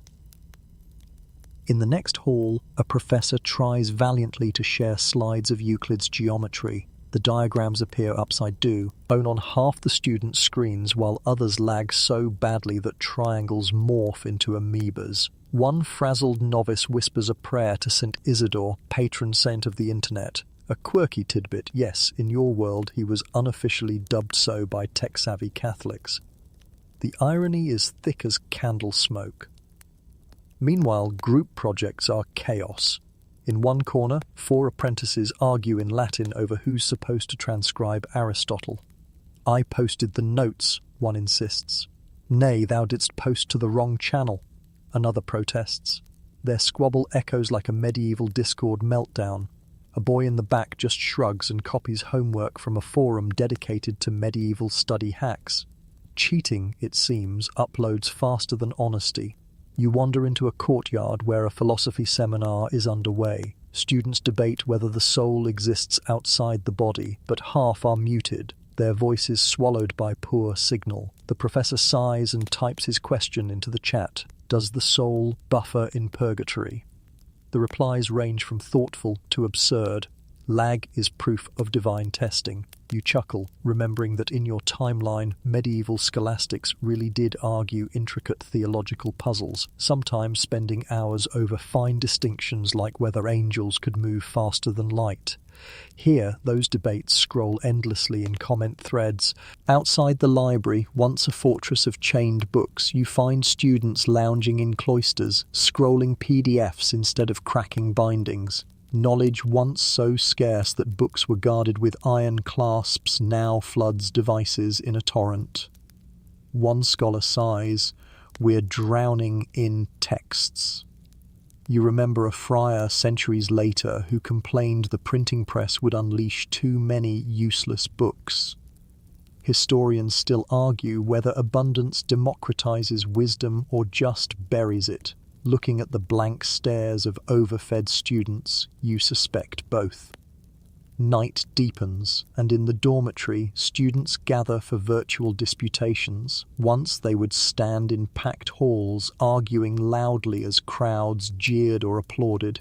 Now their debates are live-streamed to sleepy peasants who type emojis instead of throwing cabbages.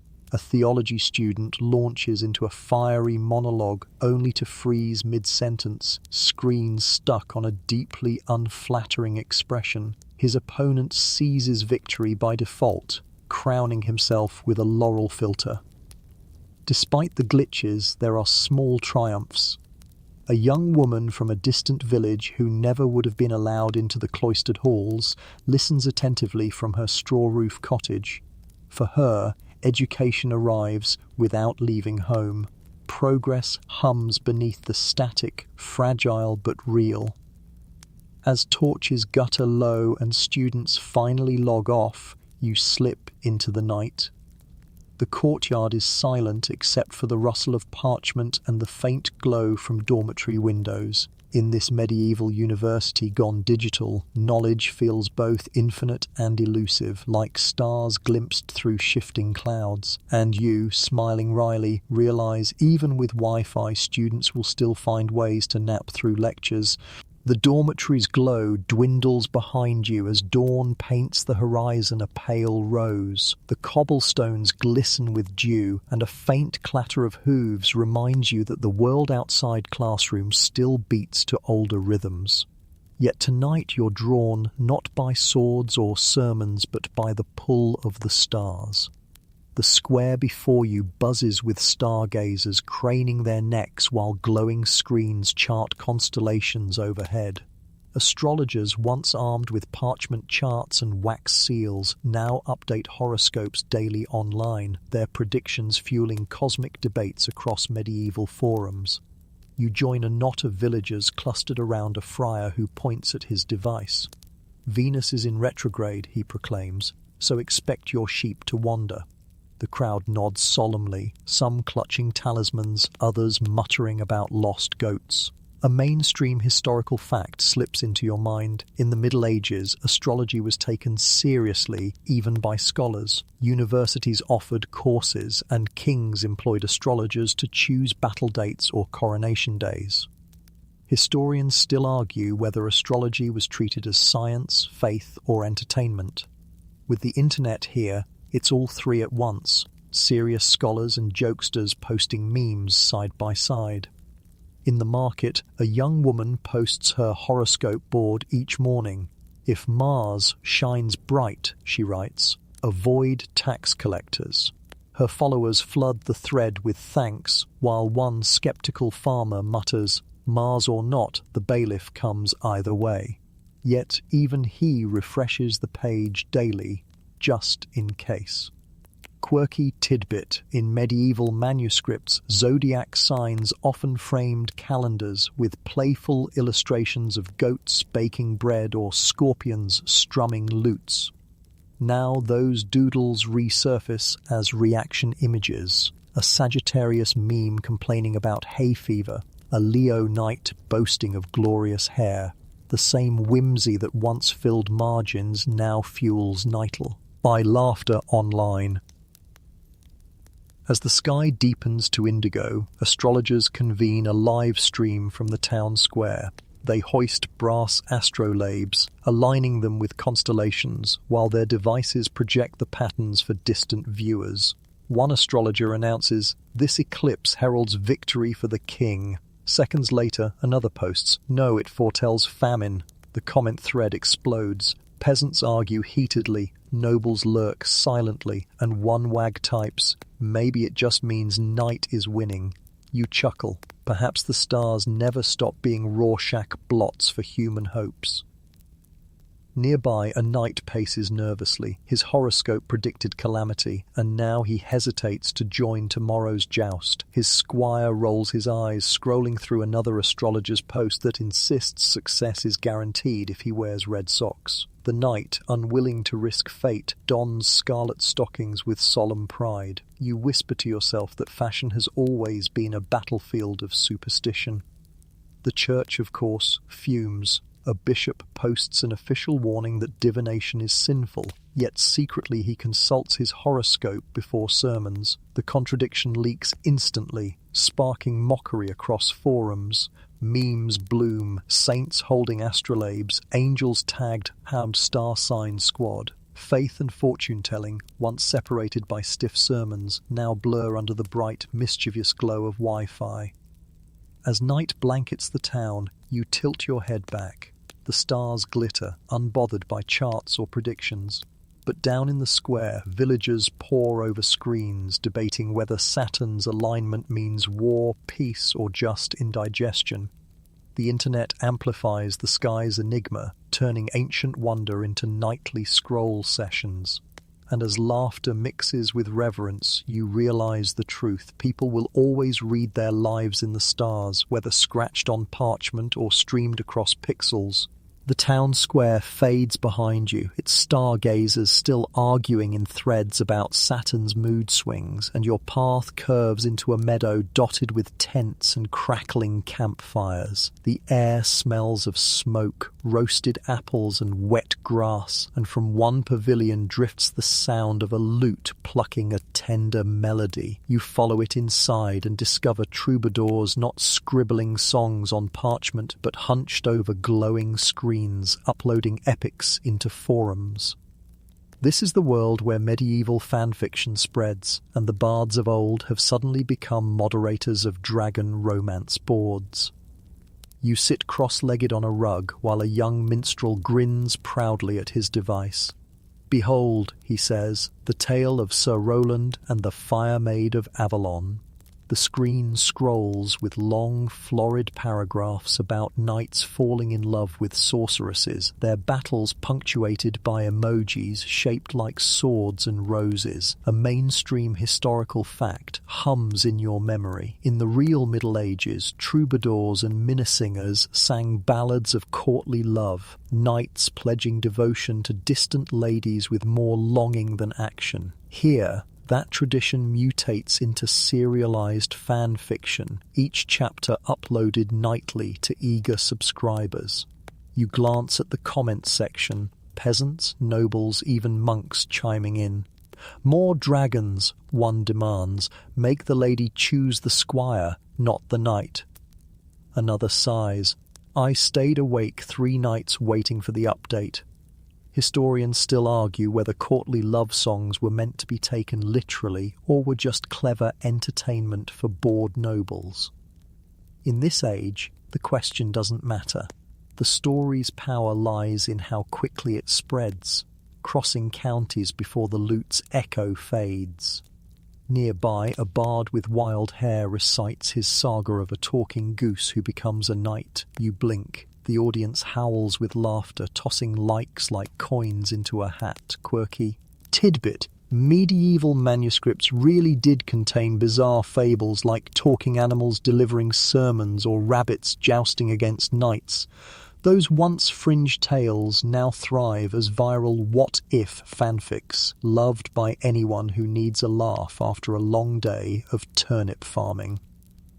The meadow thrums with creativity. A lady in embroidered sleeves composes slash fiction of rival dukes secretly in love, much to the horror of her governess. A peasant boy crafts alternate endings to the Arthurian legends, where Guinevere runs off with Lancelot's horse instead. The absurdity makes you laugh until your stomach aches. Everywhere you turn, imagination spills unchained, no longer bound to parchment costs or the slow crawl of travelling minstrels. But tension stirs too.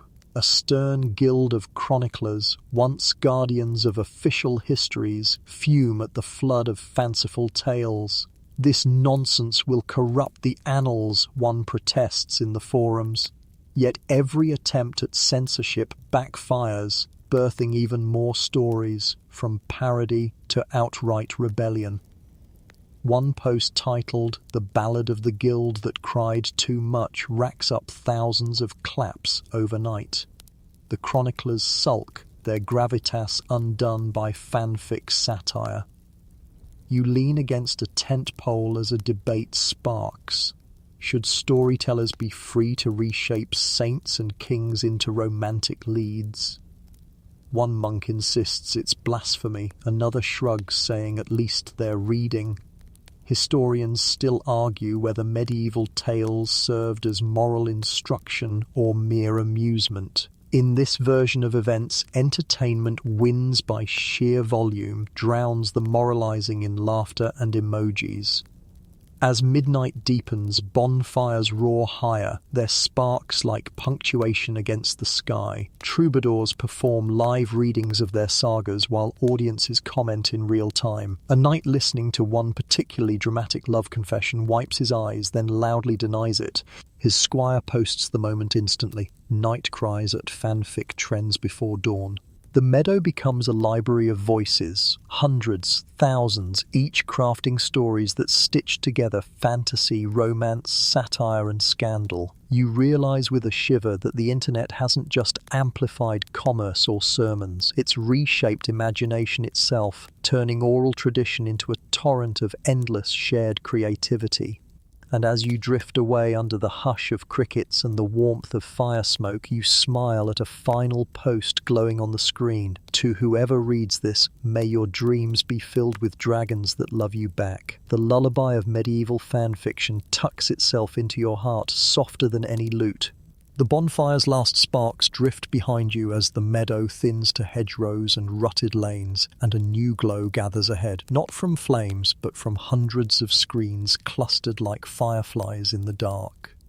You step into a village green where peasants in patched cloaks sit shoulder to shoulder, faces lit in eerie blue. The air trembles with a low, focused murmur, the sound of a world that used to whisper, now deciding to speak out loud. Tonight, digital revolts begin to breathe. Message boards hum with grain prices, maps of toll roads, names of cruel bailiffs, and, yes, a fresh meme of Lord Geoffrey tripping into a pigsty. Humour still leads the parade, but behind the jokes you feel the drumbeat. Enough. You slip closer as a miller gestures at a thread called Common Burdens. She scrolls through posts, rents doubled without warning, bridges taxed twice in a week, a reeve who seized a widow's cow.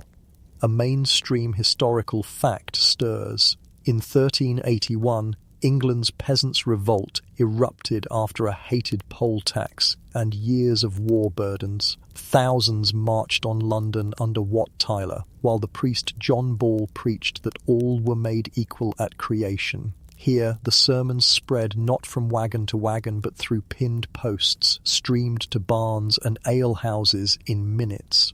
Someone uploads a clip cut with lute music and turns Ball's old line into an earworm chorus. The square starts humming before they realize they're learning doctrine to a beat.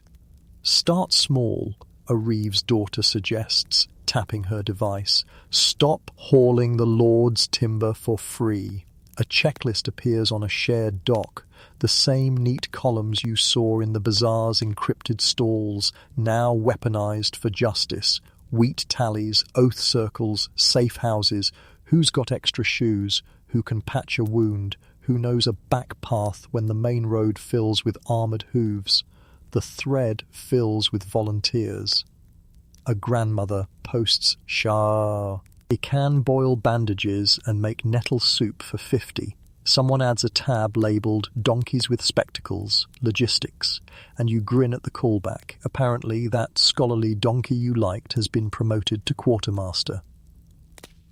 The message boards are sloppy and brilliant all at once. A shepherd writes in shaky spelling but perfect clarity, "No bread by market day, we march." A scribe cleans up the spelling and adds a map with waypoints. The same glowing pins sailors trusted at sea, now set onto muddy cart tracks.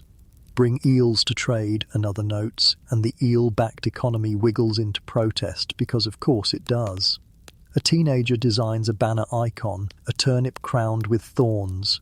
Turnip King reborn as a rallying standard. Light joke one arrives on cue. Someone comments, "Long live the rooter," and the thread collapses into snorts before snapping back to business. Across the green, a hedge priest streams a teach-in from under an oak, quoting scripture about yokes broken and captives freed. In the chat, a monk from a distant abbey drops links to charters that prove the Lord has been skimming mill fees. Monks with Wi-Fi passwords, remember them, have become the quiet librarians of this revolt, dragging dusty rites into the blue glare of now. Historians still argue whether medieval uprisings were spontaneous bonfires or carefully tended ember beds awaiting a spark. Tonight you watch sparks and tending blur. The forum plans the march, but the anger is years old, crusted into calluses. A farm boy clambers onto a barrel with a device held high. "Listen," he cries, and reads a post from a tanner in the next shire. Their manor gate was chained shut at dawn, their messages throttled by the Lord's steward. A murmur ripples, so the lords are learning. Countermeasures appear instantly in the thread, relay posts through monasteries, bounce signals from hilltop beacons, smuggle routers in flour sacks. Password nights, the same mail-clad IT hires who scolded peasants about logins, now ride the roads, blacklists in hand. Two-factor authentication with relics suddenly feels less funny. You see a woman kiss a saint's bone token and log into a mirror forum the Lord hasn't found yet. Faith meets workaround. It grins and keeps typing. By noon, the green swells. Bakers arrive with loaves. Blacksmiths deliver nail-studded clubs wrapped in rags to look like walking sticks. A brewer taps a keg labelled Courage, mild. Jokes keep spirits aloft. Light joke too. A banner reads, "Lag is feudal," and even the hedgehogs seem amused. But discipline threads through the humour. A healer pins a post on plague precautions. Another callback to onion rubbing days, now upgraded to wash hands, avoid crowds when coughing, no crocodile dung cures please. The comment section posts onions anyway, for luck. Humans are incorrigible. The march sets off and your boots find the rhythm of hundreds more. Waypoints blink on screens. Hedgerow gap, fordable stream, a manor with sympathetic reeves. Every stop is a tiny campus, a tiny market, a tiny church, each repurposed by bandwidth. A mason live streams a tutorial on dismantling a toll barrier without splinters. A sailor, still smelling of tar and oranges, shares a rousing speech about horizons that can be pinched smaller or widened by courage. Old skills, new chorus, you feel it in your ribs. Halfway to the market town, the feed stutters. The stew guard has cut the main line at the bridge. For a heartbeat, fear trembles across faces. Silence is a bully. Then the monk's plan unfolds. Hilltop routers bloom to life like lanterns. A bell tower repeats a coded peal you first heard when markets crashed on rumours. Runners, the oldest tech of all, dart out with braided cords of updates. It's clumsy, it's brave, and it works. The march roars forward. You inhale wet wool, smoke, hope. At the town gate, the sheriff waits with mailed men and a proclamation posted to the official channel. Dispersal or arrest. The courtroom language is stiff as a frozen pond, and the comments mock it into slush within minutes. A weaver reads the proclamation, then reads 100 testimonies of hunger louder. She lifts the Turnip King standard, and the chant rolls like thunder. Bread, rights, rest. Negotiations begin in the square, both sides blinking at each other through glass and glare. The Lord Steward insists taxes must stand. The villagers present a spreadsheet of harvest yields, another odd, gorgeous hybrid, showing what's possible without starvation.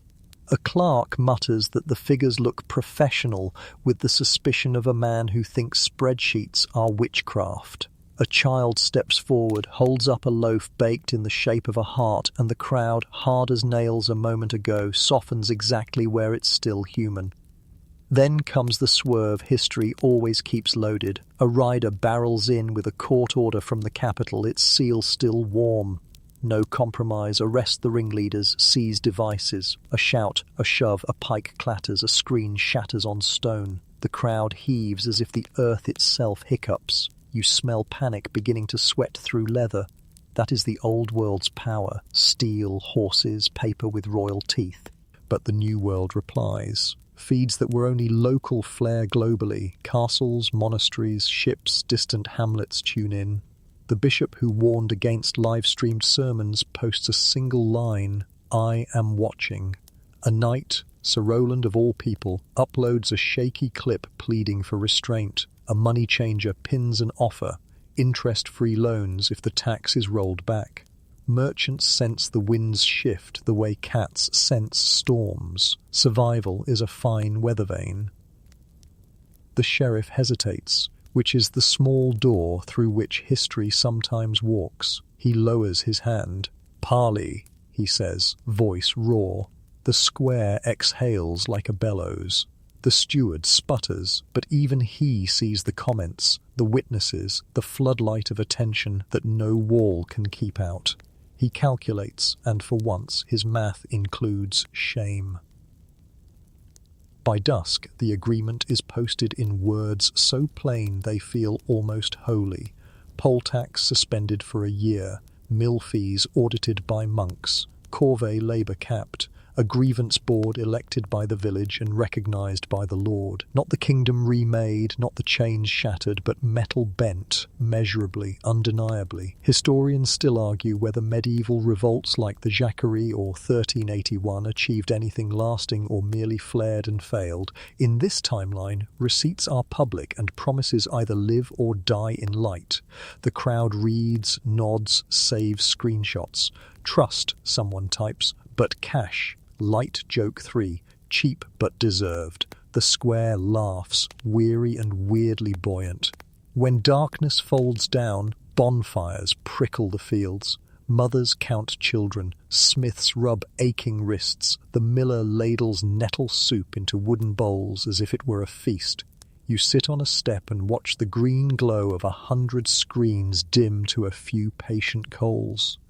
A minstrel sings a new chorus born today, not dragons or doomed loves, but a road where ordinary feet found rhythm and messages that ants crawled, learned to run. You remember the monk-guarded routers, the onion cures, the crusade lag, the sailors pinching oceans, the guild carts snorting at eels, the turnip king, the donkey with spectacles reading ledgers like psalms. All of it, ridiculous, tender, brave, brought to this lit square where fear met its first rival, a chorus of connected lives. Tomorrow will be messy. It always is. Lords will scheme, rumours will slice, taxes will return wearing new hats.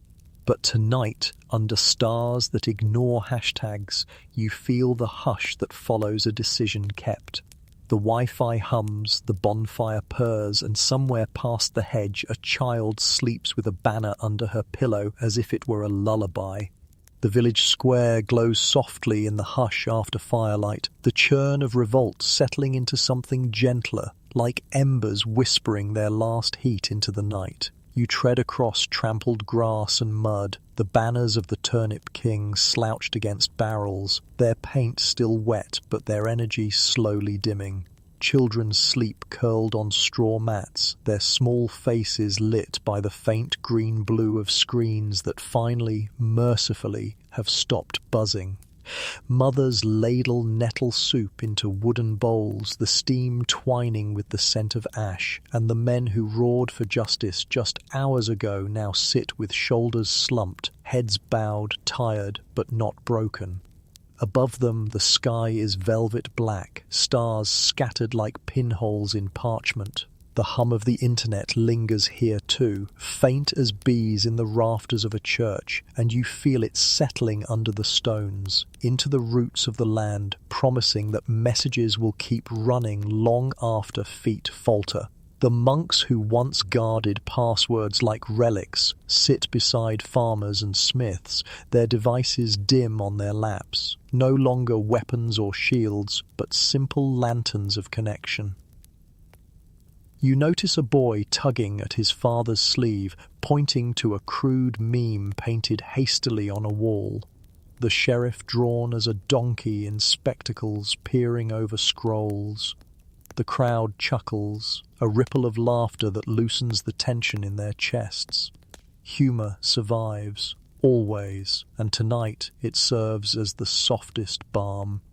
The protest's demands have been posted, screens cached with promises of lighter burdens, but no one here mistakes this for an ending. Even so, hope tastes sweeter when it's shared in broth and bread, in the crackle of fire, in the quiet comfort of being seen.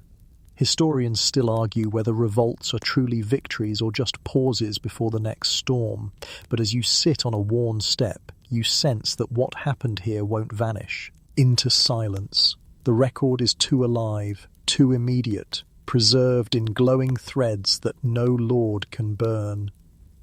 And slowly, the pacing of the world shifts. The night stretches, softer now, each breath drawn longer than the one before. The fires sink into glowing coals. The chatter fades into murmurs, then into sighs. Words stretch like silk threads, spun thin, gentle and fragile, carrying no weight but comfort. The sharpness of revolt dulls into the warmth of company. You can almost feel the square itself exhale, a great creature soothed, its heartbeat steady once more.